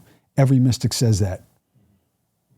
So that to me, I mean, we're going to continue to do cool shit. Hopefully we get a chance to work together in Egypt and make shows, do a bunch of really groovy stuff. But at the end of the day, that's the prime directive is like reemerge as what you already are. Yeah, makes sense. What are your thoughts on beliefs in general? And you mentioned beliefs and racism as a topic that we ought to cover, but maybe beliefs specifically. What are beliefs? Beliefs are a search for truth of what you already are. They're a misperception. Now that doesn't mean, I believe this is black. That's one thing, or I know this to be table to be black or something like that. I think the overindulgence in beliefs is a sign that you're in this agitated, externalized state, grasping for what you already are. I'll give an example. I don't mind telling personal stories because I don't take my movie character too seriously. Good. A couple years ago, I got close with this woman, and it didn't go into a relationship. And I had this real tough heartache about it. Just this real depression and sadness that lasted fucking 18 months. When I was born, my mom was hypomanic. So she had electroshock therapy right after I was born. So I was raised by a pack of wolves, So I have neurological tendencies where I have to bring myself down more into my body or whatever, So my mom was great, but she was profoundly mentally ill. So the mother and the child share the same EEG. So I understand dysregulation, and I've dealt with traumatic brain injury, and the heartache I felt was me trying to rediscover what I really was, right? It was just in seeking it in an external partner, right? So I was just if I find the right woman, everything's going to be cool. Oh, my soulmate, putting it there instead of turning within. And that's just a belief. And now I'm never lonely. I've been singing a weird monk for a long time. Maybe at some point I might have a relationship, but I'm never lonely. I've burned that away from me, right? It's like Bill Belichick, not too high, not too low. I really feel I have no real addictions. I don't really drink anymore. I'm not, I don't deal with the belief systems that I used to. And I really feel that beliefs are derived from a false belief that you're not, a false reality that you're not perfect, right? Ramana Maharshi, who is asking the question, you are already perfect. Let's sit in silence. That energetic state that you can feel, that is benevolent, that is your real state. The constant external searching is wrapped up in belief that really doesn't have a faithful underpinning, if you know what I'm saying. So this shit is cool. And there's a lot of hours in the day. So we're going to exercise, we're going to do things, we're going to talk about ancient mysteries. But what we really are is no belief, is a blissful state of no mind. And you mentioned it earlier. The mind isn't your buddy, or a lot of the mind isn't. It's a control. It's a corrupted software program that wants to stay in control. Like the demiurge in the archons, in the Platonic texts, in the Gnostic texts. It is a disconnected from the divine realm. So it runs and runs and runs. I mean, I've been doing the Joe Dispenza, re-educate yourself externally. And I can't believe the shit I say to myself. And I think of myself as pretty well adjusted. Wow, man, I'm just uncool. Anxiety provoking, this river of misery in the background that the Course in Miracles talks about. It's not cool. Rewire that part of the belief system. And then that's the mind. That's right? the mind. That's the mind. That's the tool that we use to navigate this place. But it's also the tool that we mistake for who we are, that we mistake for our true selves. Yeah. So listening to your mind and listening to it as it goes through, we talked about addictive personalities last night, and I mentioned that I've got a bit of an addictive personality, but that's really not who I am. That's a part of my false self. That's a mental construct that I could easily let go of. And I have let go of it in a lot of cases. And I've dropped addiction that I've had in the past. The way to do that is to listen to your mind to realize that you're not your mind, that you are the soul, and your mind is a tool that's used for navigating this world. And so when my mind tells me, hey, it's 7 o'clock on a Friday night and I just got home and I want a glass of wine, that's my mind and my conditioning telling me that. And so I don't have to listen to it. I can observe my mind as it goes through its conditioning and through its patterns of wanting and craving and identification with things like alcohol or wine or whatever it might be, but I don't have to listen to it. I can separate myself from that. And that's where I think beliefs become super, super interesting, because beliefs come from the mind. Of course, it's not coming from who you are intrinsically. It's not from the soul that you are. It's from the mind that you have, and the conditioning that you have in your history. That's where the beliefs kind of take hold through the mind. And what we're doing with beliefs, in my opinion, is we're creating our own realities. We're literally creating a separate and unique reality through beliefs, through making things real that are not real, that just have a percentage chance of being true. Now, you might say, well, but what people try to do is they try to define themselves through their collective beliefs, and it's like, well, I believe in whatever it might be. I'm on this side of the religious spectrum. I believe in whatever, Muhammad. I'm on this side of the political spectrum. I'm a Trump supporter or a Biden supporter. I'm on this side of the whatever spectrum, and so that's conditioning. It's beliefs. It's identification. It's not truly who we are, though, and so. For me, it's like this belief thing and having all of these individual unique beliefs and defining myself through them. It's like every time life hits me with a question, am I right or am I left? Am I Democrat or Republican? I pick one, and I'm identifying with one, as opposed to what you're talking about, what I've been talking about, which is disidentification, which is I don't have to pick. I don't have to be Republican or Democrat. I don't have to be Christian or Muslim. I don't have to be a vegetarian or a meat eater. I can wake up today and choose to eat meat, or I can wake up today and choose to not eat meat, but I don't have to label myself as a vegetarian. It's just one of those things that hits you one day. I'm not a vegetarian. That's not who I am.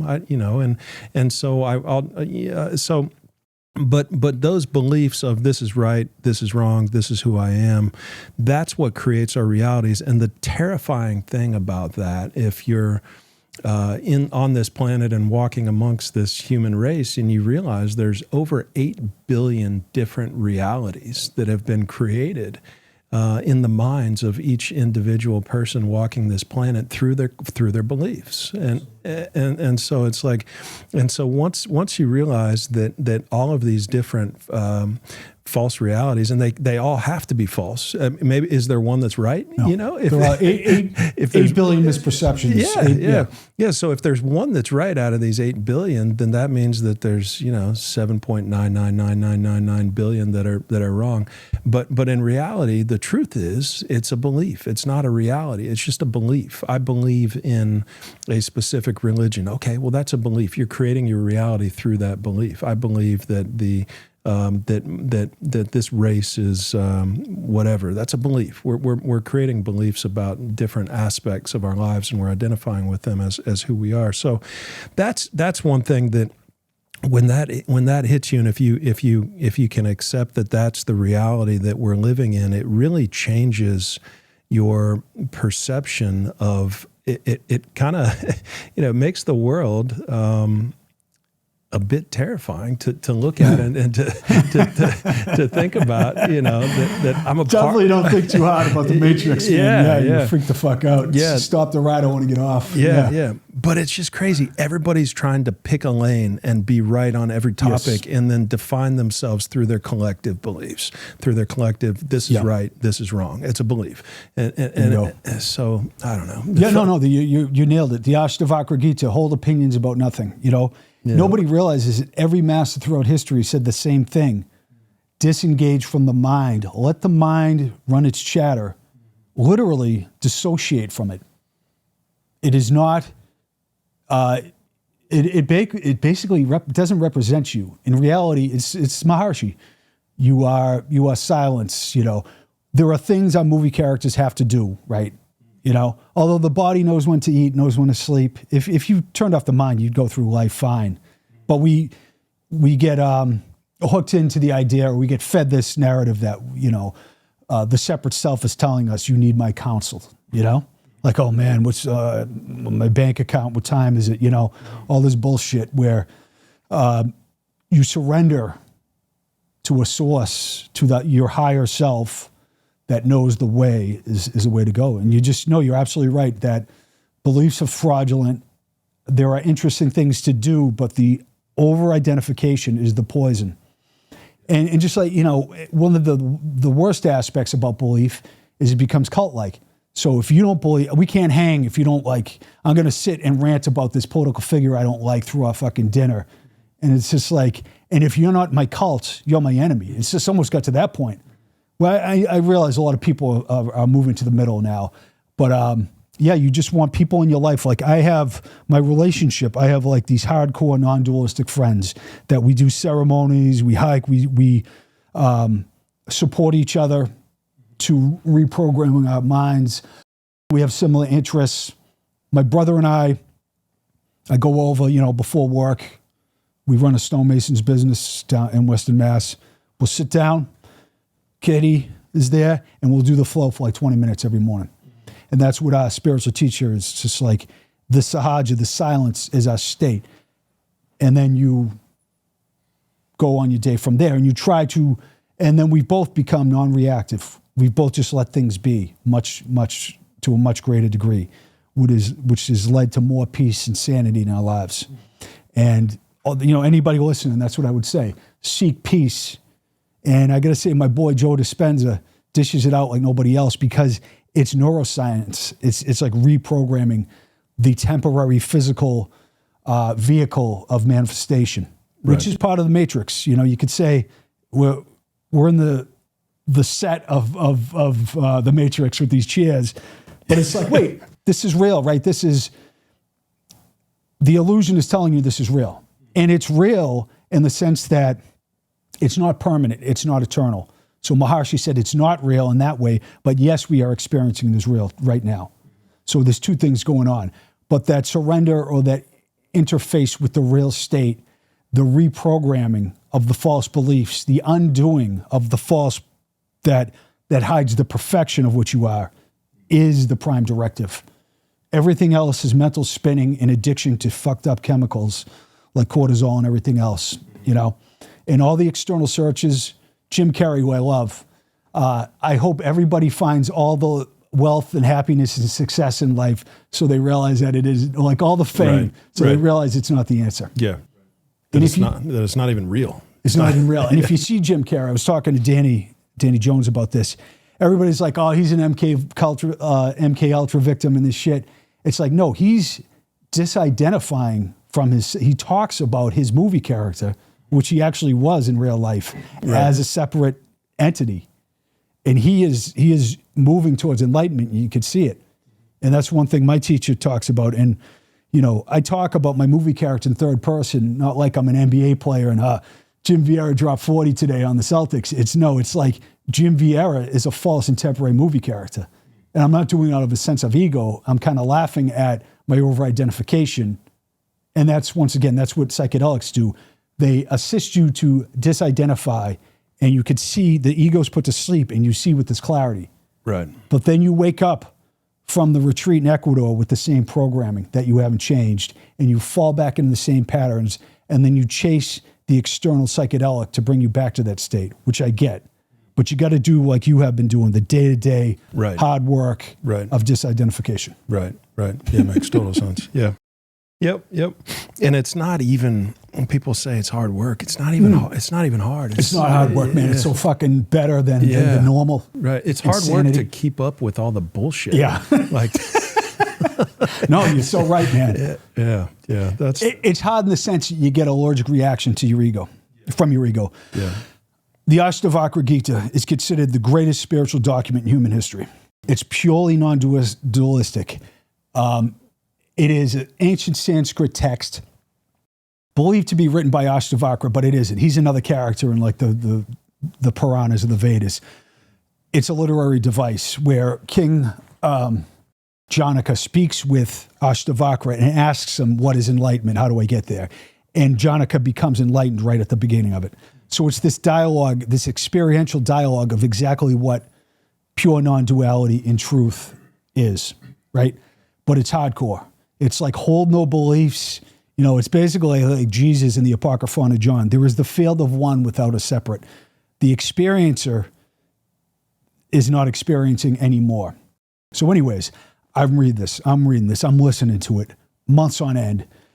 And then one night I have a breakthrough and I go to the realm of light, of total Rick and Morty disidentification. And it was comical. It was like I was sitting with my buddies and we're laughing at an inside joke. You know, that's what reality is like. It's comically beautiful. And I just like, just awe-inspired by this fucking state that the mystics talk about. You know, I'm like wrong side of the tracks, you know, blue-collar lunatic. And I didn't think it was on my bingo card, you know what I mean? So I come back and my ego has the worst allergic reaction for days. It was uncontrollable feedback or blowback, which is, it's a tell that, you know, I tapped through the truth, but it was like, wow, I am controlled by a tyrant. It's fucking crazy. And then it happened again a couple months later and I broke through again and it was a lesser response. And that is that is the bad part of it, that you're going to get put like the Joe Dispenza stuff. You're going to get like a desperate drug addict pleading with you to go back to the old way of hurtful thinking and all that fucking sick shit. So I just throw that out as a caveat because I don't even recommend psychedelics to people unless they've done years of work before that. They can be very helpful, but you don't even need them really. They're helpful like neurologically with like medical conditions. I'm not against it by any means, but that is the hard part, is like the reaction from the tyrant. Watch out, man. What about Mars? So you've got some thoughts on Mars and like the Cydonia region. What are your thoughts there? My thoughts are, it rings true that there was a previous civilization there. Okay. Right? That to me is just like the old Jonas Salk. Like my intuitions tell me there's a story there, right? The traditions, the esoteric mysteries. There's a lot of talk that there was a previous civilization. Then you get into like, is the asteroid belt of like Tiamat or a former planet that the Babylonians spoke of? We see a lot of new structures. I know Rogan just posted that square structure on Mars. Did you see that? It's like, it was taken by NASA like 10 years ago, but it's made the rounds again right there. Oh, okay. My boy, George Haas, a nice guy, a friend of mine, he's like Mars Mysteries, man. And I heard one of his presentations. I'll say this. There's a book called The Disappearance of the Universe, written by Gary Renard. He's a friend of mine too. It's pure non-dualism. It's Course in Miracles based, right? So it's like a Christian version of non-duality, like a Gnostic version. And his teachers make predictions about the past. They actually said that Atlantis existed and it was near the Canary Islands going into the Atlantic. They said that there was a previous civilization on Mars and we would find anthropological evidence soon of it, which is, you know, very kind of interesting. the Monroe Institute, as part of Project Stargate, they did a remote view on Mars, and they found in these pyramid-like structures this race of elder 10-foot tall giants that was dying out, that was living there, which is, right up my alley. If we can get them all on the same page, Was the remote viewing current time, or was it back in time? Oh, good question. I think it was back in time. Okay. Yeah. Okay. I don't know what took place. I think it's Robert Monroe Institute. They do it was Project Stargate, and they did a lot of weird shit. Not weird shit, but just, psychic stuff. And the Russians did too. I mean, that's quantum entanglement. It's like quantum mechanics. And it's so like, people think of it as weird shit and as this out there, lunatic fringe conspiracy theorist type stuff. But literally, Project Stargate was a legitimate U.S. run program, and it's probably still going on. It's probably like the UFO program that was still going on even when they said that it wasn't. But we're talking about quantum mechanics. I mean, this is science here. It's entangling. It's entangling at a distance particles that allows you to transport the soul that you are into other places, and it's like there's science behind that. Bingo. Spooky action at a distance, as Einstein would say. Right. And yes, you have even Brian Greene, theoretical physicist. He did this 4-part special for PBS. I think it was called Fabric Edge of the Cosmos, something like that. It was third episode. He's like, we have identified that the universe of time and space is being projected from an external field. We just can't locate it. Why is that? Because the field does not exist. It's an abstract awareness. That's what the masters say. Reality is not concrete and specific like the false and temporary matrix. It is an abstract field of bliss without another. So it's not like, oh, fuck, what's coming around the corner? Like when we're living in, there's always something around the corner in this freaking world, right? It is a total liberation from even the idea of a self or a mind. It is just bliss without another. And the quantum physicists, theoretical physicists, are telling us through experiment after experiment that what the mystic's saying is true. So if you're a skeptic, start from that point, right? I think it was Fred Hoyle might have said, if you're not shocked by quantum physics, you don't understand it, right? You're starting from this point of the realm of Morpheus, and then go from there when you get all high and mighty about all your theories about the past and other life on other planets and stuff like that. I would say learn what is really, but it's I don't want to learn this because this is the purview of my ideological enemy, unfortunately. This is woo-woo mysticism, and I trust the science, and, I'm going to get fucking vaccination in my eyeballs and monkeypox, and, it's just I'm going to wear a mask while I mow my lawn in the middle of the woods, and I'm not shitting on the left. It's just the cult is telling you, the right, they'd go into a bubonic plague tent without a mask just to make a point. I'm just saying. Right. It's just the fucking way it is. Right. My point is that, set aside the dogma and look at the science. That's what science is. It's a blend of metaphysics and scientific method. Mm-hmm. Plato, Pythagoras, That is the way we should approach this as spiritual scientists. Yeah, for that sure. Are curious, not who gives a shit? Wound up in that's why I don't like degrees anymore. It's I would like a different way for education to take place, because you need expertise, but you become identified with the belief system, right? I'm whatever. I'm a stonemason. I like to think that I have some game and that that I've done my homework. I'm not identified with anything. But if you go to college, you get your PhD, you are immediately identified. Not only are you indoctrinated a way of thinking that I would say is probably highly flawed, you are also identified with it. Most of them are. Yeah, and you have an ideological enemy. Mm-hmm. That's this flaky, non-reason-based cult of their own. I will say, to be fair, the alternative side, there's no peer review. It's open for a grift. There's lots of bullshit artists. There's lots of well-meaning people who they don't have to do the rigor of academics. They give the audience what they want to hear. So you could I could be like, oh, I'm the giant guy, or this is a pretty good gig. I don't have to do stonework anymore if I do this or that. That's not my style, but I could see that like I don't want to debunk myself. I don't want to say when I was wrong. Like your boy Dan Richards. It's like he's pretty good at coming out like I was wrong here. Yeah. He doesn't shit on himself, but he's like, I'll say that I'm backpedaling from this point.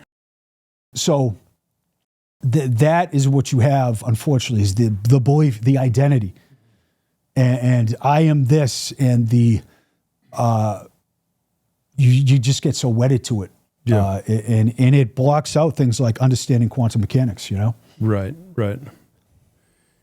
Yeah, the right-wrong thing is another interesting one because it's all judgment, it's all perspective. It's not actually truth; it's just perspective, and it's like. It's like giving up. It's happiness and sadness.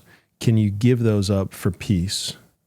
Right and wrong. Can you give those up for not knowing and for wonder and for curiosity? It's like you never have to be wrong. You never have to admit that you're wrong if you can give up being right. If you can just operate under under like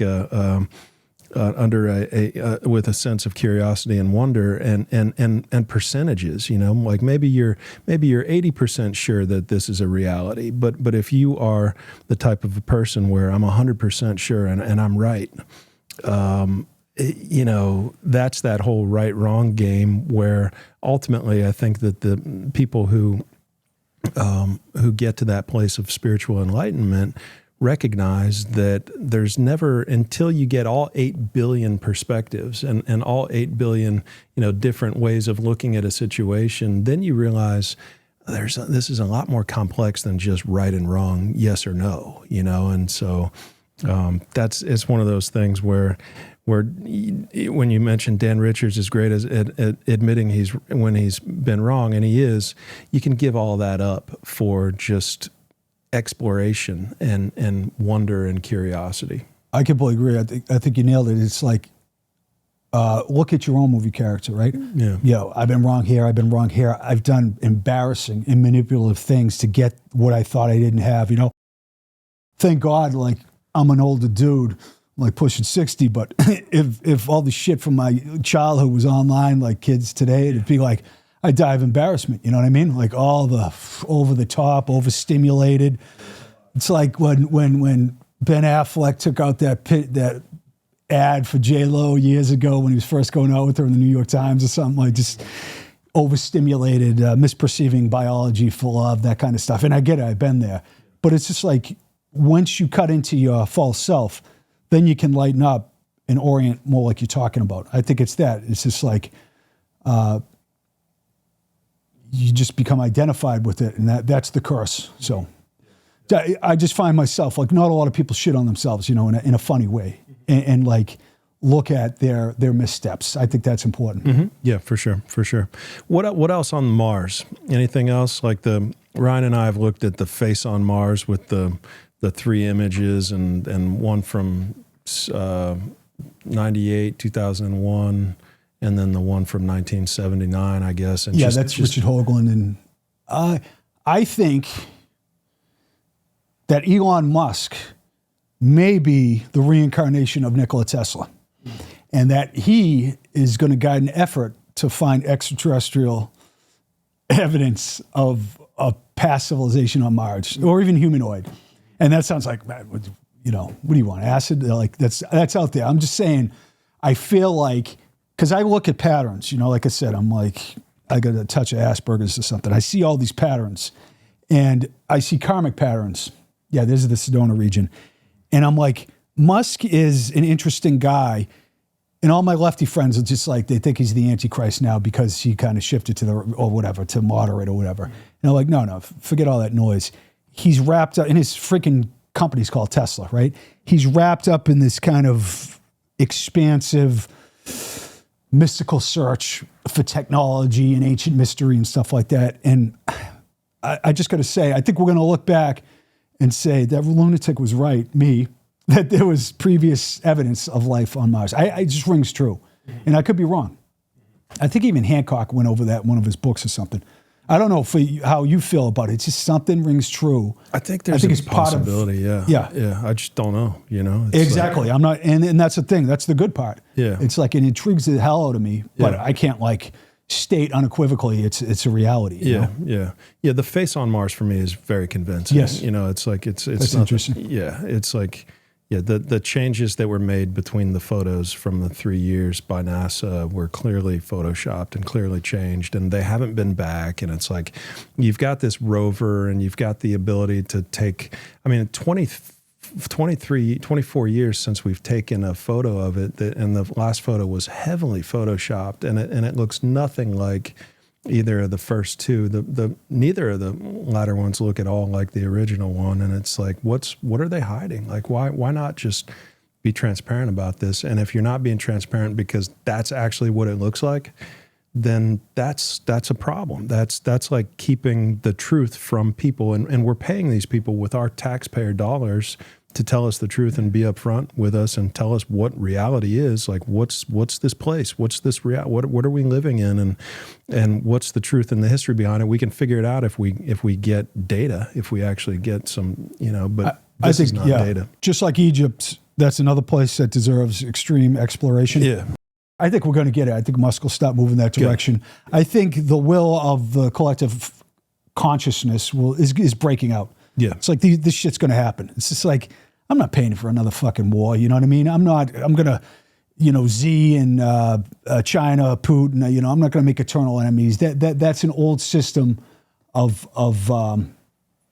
you're just fomenting conflict for financial gain. I think people are interested. They're interested in metaphysics. They're interested in truth. They want transparency above all else from the government. You could tell me we're fucked with 35 million in debt, trillion in debt. The interest payments of the debt just crossed the Rubicon of the fall of the Roman Empire, where the interest is more than the national expenditure on the military. Just be honest, it could be a lot of belt tightening, austerity. That's what people want. Yeah. They don't want smoke blowing up their ass. They don't want the Fed with their 200 PhD economists telling them that supply chain bottlenecks cause inflation, when they printed $7 trillion, 35% of all the money printed in the history of the United States in a couple of years span. So all the couple $100,000 in your fucking IRA just got eaten down by 35%. And you get talked down to, and you have extremely intelligent people. Like, I understand macroeconomic theory and technical analysis very well. That's kind of my sweet spot, my brother as well. And you have 200 PhD economists. No, not one of them is telling you the truth about, what caused inflation? Right? Yeah. Ask Milton Friedman. It's fucking money printing. You know what I mean? Now we're all eating that shit sandwich now, right? Yeah. And it's not going back. It's the policy in response to COVID that created the inflation. Exactly. Today. And so the moral of the story is, it doesn't matter if somebody has a bunch of degrees. Are they selling? Oh shit! I got to send my girl to private school. I got 3 car payments. Everybody knows to sell out. Right. That's why I'll tip to my boy Dan Richards again. I like to think myself in the subjective zone. You can, and you as well. You're creating this platform without agenda. Right. Rogan's doing that. Danny Jones, a lot of others, and those are rare voices in the wilderness. Like, I don't have an agenda. I can clearly state what's going on. I don't give a shit about the bank crawling up my ass because I didn't make, because I live in a peasant shack and I don't have any debt. You know what I mean? Mm-hmm.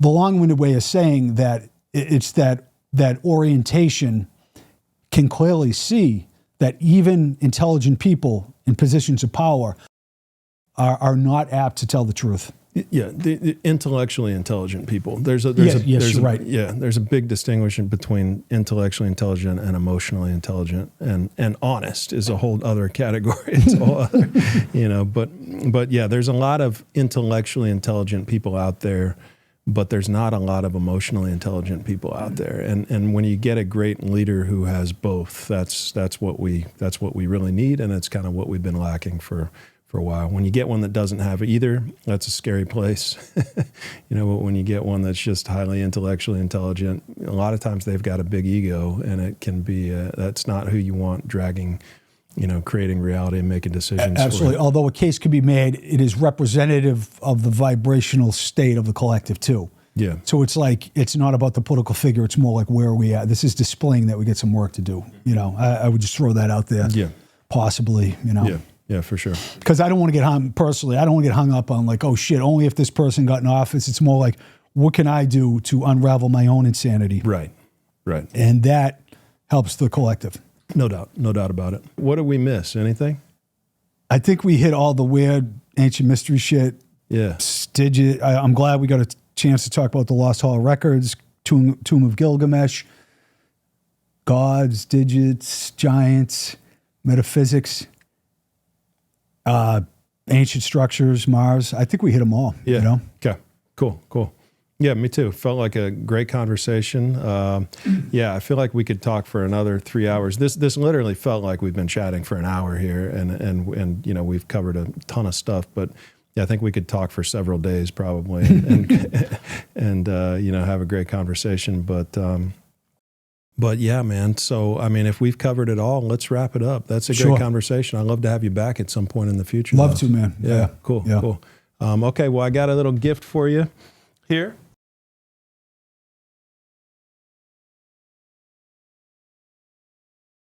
Hopefully some Adderall to keep me going. Let's see. No. Oh, nice. Product placement. Yeah, man. Yeah, I dig that. Yep. Oh, my own vase. Yep. I'm going to put the ashes of a fish god in this. The purple vases are cool. I only print a purple for the guests. So and you got this beforehand? Yeah. Oh, isn't that funny? Yeah. Because you've read that though. Oh, of course. Yeah. No, I'll reread it. Because Tolly is enlightened, right? No doubt. And you just flip the switch, and it's just like, oh, power of now. I can't freaking do this. Like what he's training you to do is to reprogram the false self and disidentify. Right. So he flipped the switch, but in his last lifetime, he was probably like us, struggling, like fighting through all this stuff. And he's like Ramana Maharshi, or Lao Tzu. You get that last lifetime when you flip the switch and you become enlightened or disidentified. And that it's kind of funny or synchronistic that you gave a gift bag with his book. Yeah, cool. Yeah, the vase is awesome, man. And again, only purple for the guests. Yes. You said something though that sparked one last question, maybe. So, is it your perspective that the last lifetime is a lifetime of enlightenment, and there is not a reincarnation after the last lifetime, or what are your thoughts on that? Yeah, it's like Gary Renard, Course in Miracles teacher. Your immortal reality, the disappearance of the universe. His teachers, who are ascended masters, tell him that it's false and temporary, and you break the cycle of reincarnation. Now, if you feel like I want to come and I want to help my brothers and sisters awaken, you don't come back with your ego identity. You come back as a Ramana Maharshi or a Jesus or a Buddha.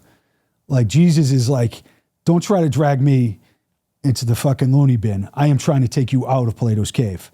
But he had to say it in parables because people didn't know what the hell he was talking about.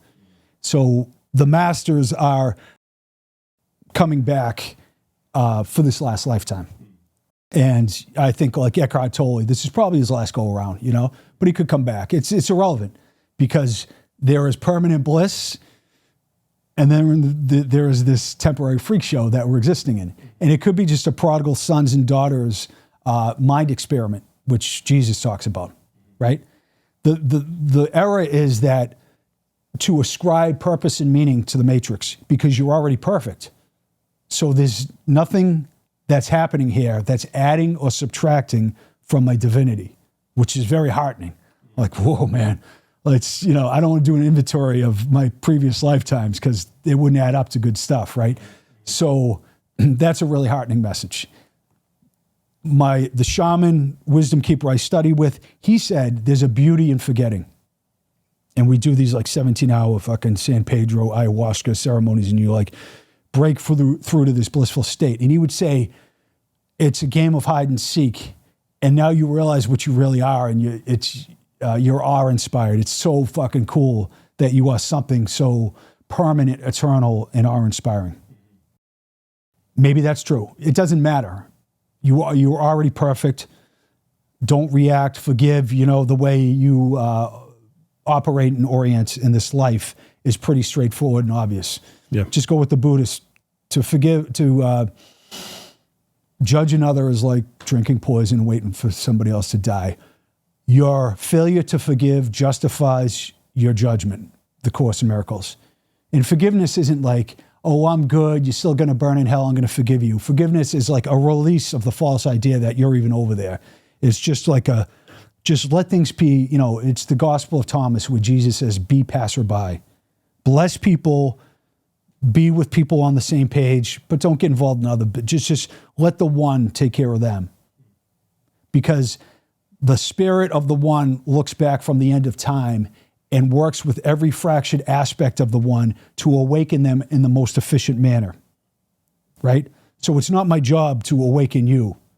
My job is to forgive myself for dreaming the psychotic version of myself and forgive whatever you see, which is a completely different orientation. You're perfect, dreaming a dream of imperfection, undo the imperfection.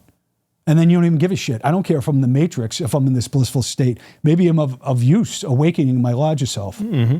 But when you're caught in the mud and you're caught in the judgment and the over-identification of a false self, it kind of blows, you know what I mean, hanging here. Yeah. So. Yeah. Cool. Love it. Love it. Very cool, man. Great perspective. Yeah. How can people follow you? How can people keep up with you? I'm in the Witness Protection Program of Ancient Mystery Researchers.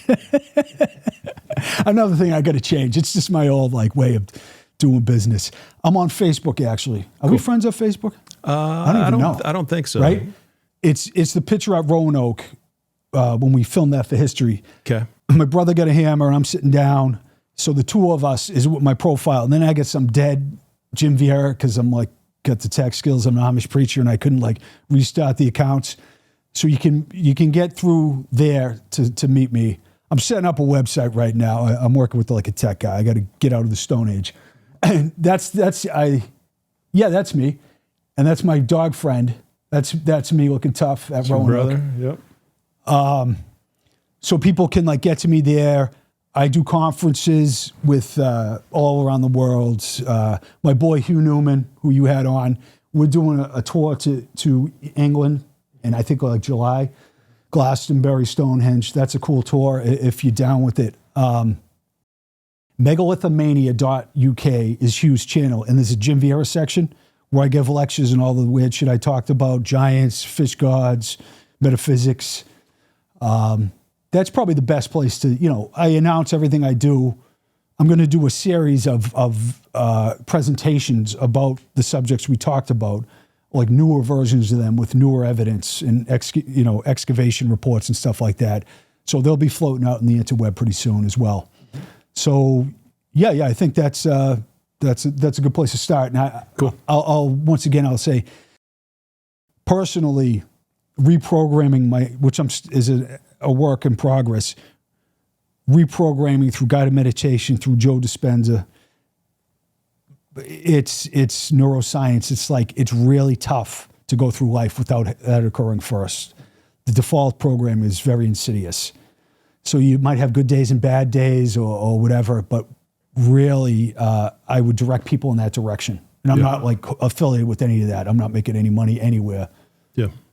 So that's my take. Yeah, cool, man. Cool. Love it. Love it. Well, it's been really cool to get to know you. It's been cool to hang out for a couple days and, have a chat. I've very, very impressed with you and your perspective and just you've got a very logical and grounded approach to reality and to your work and to the nature of things. So it's been fun. It's been fun to chat with you and get to know you. So I appreciate it. All I can think of is we're on the same page. It's Jerry and George in the coffee shop, and together we're one man. Yeah. I'm not a real person, Jerry. Right. But yeah. Right. Yeah.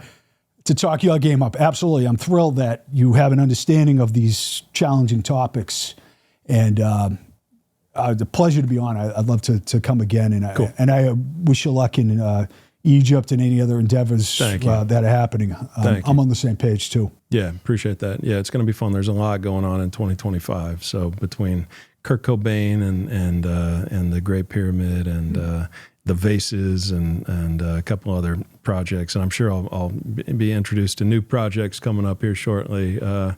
It's always fun. Life's a trip, but yeah, man, it's been great, and super appreciate your time. Really enjoyed the conversation, and we'll get this episode out in a couple of weeks. So, Nice. Yeah, I appreciate it, man. Thanks for having me on, brother, and anybody tuning in. Thanks for being part of this conversation. I appreciate it. Cool. Yeah. Cool. Love it.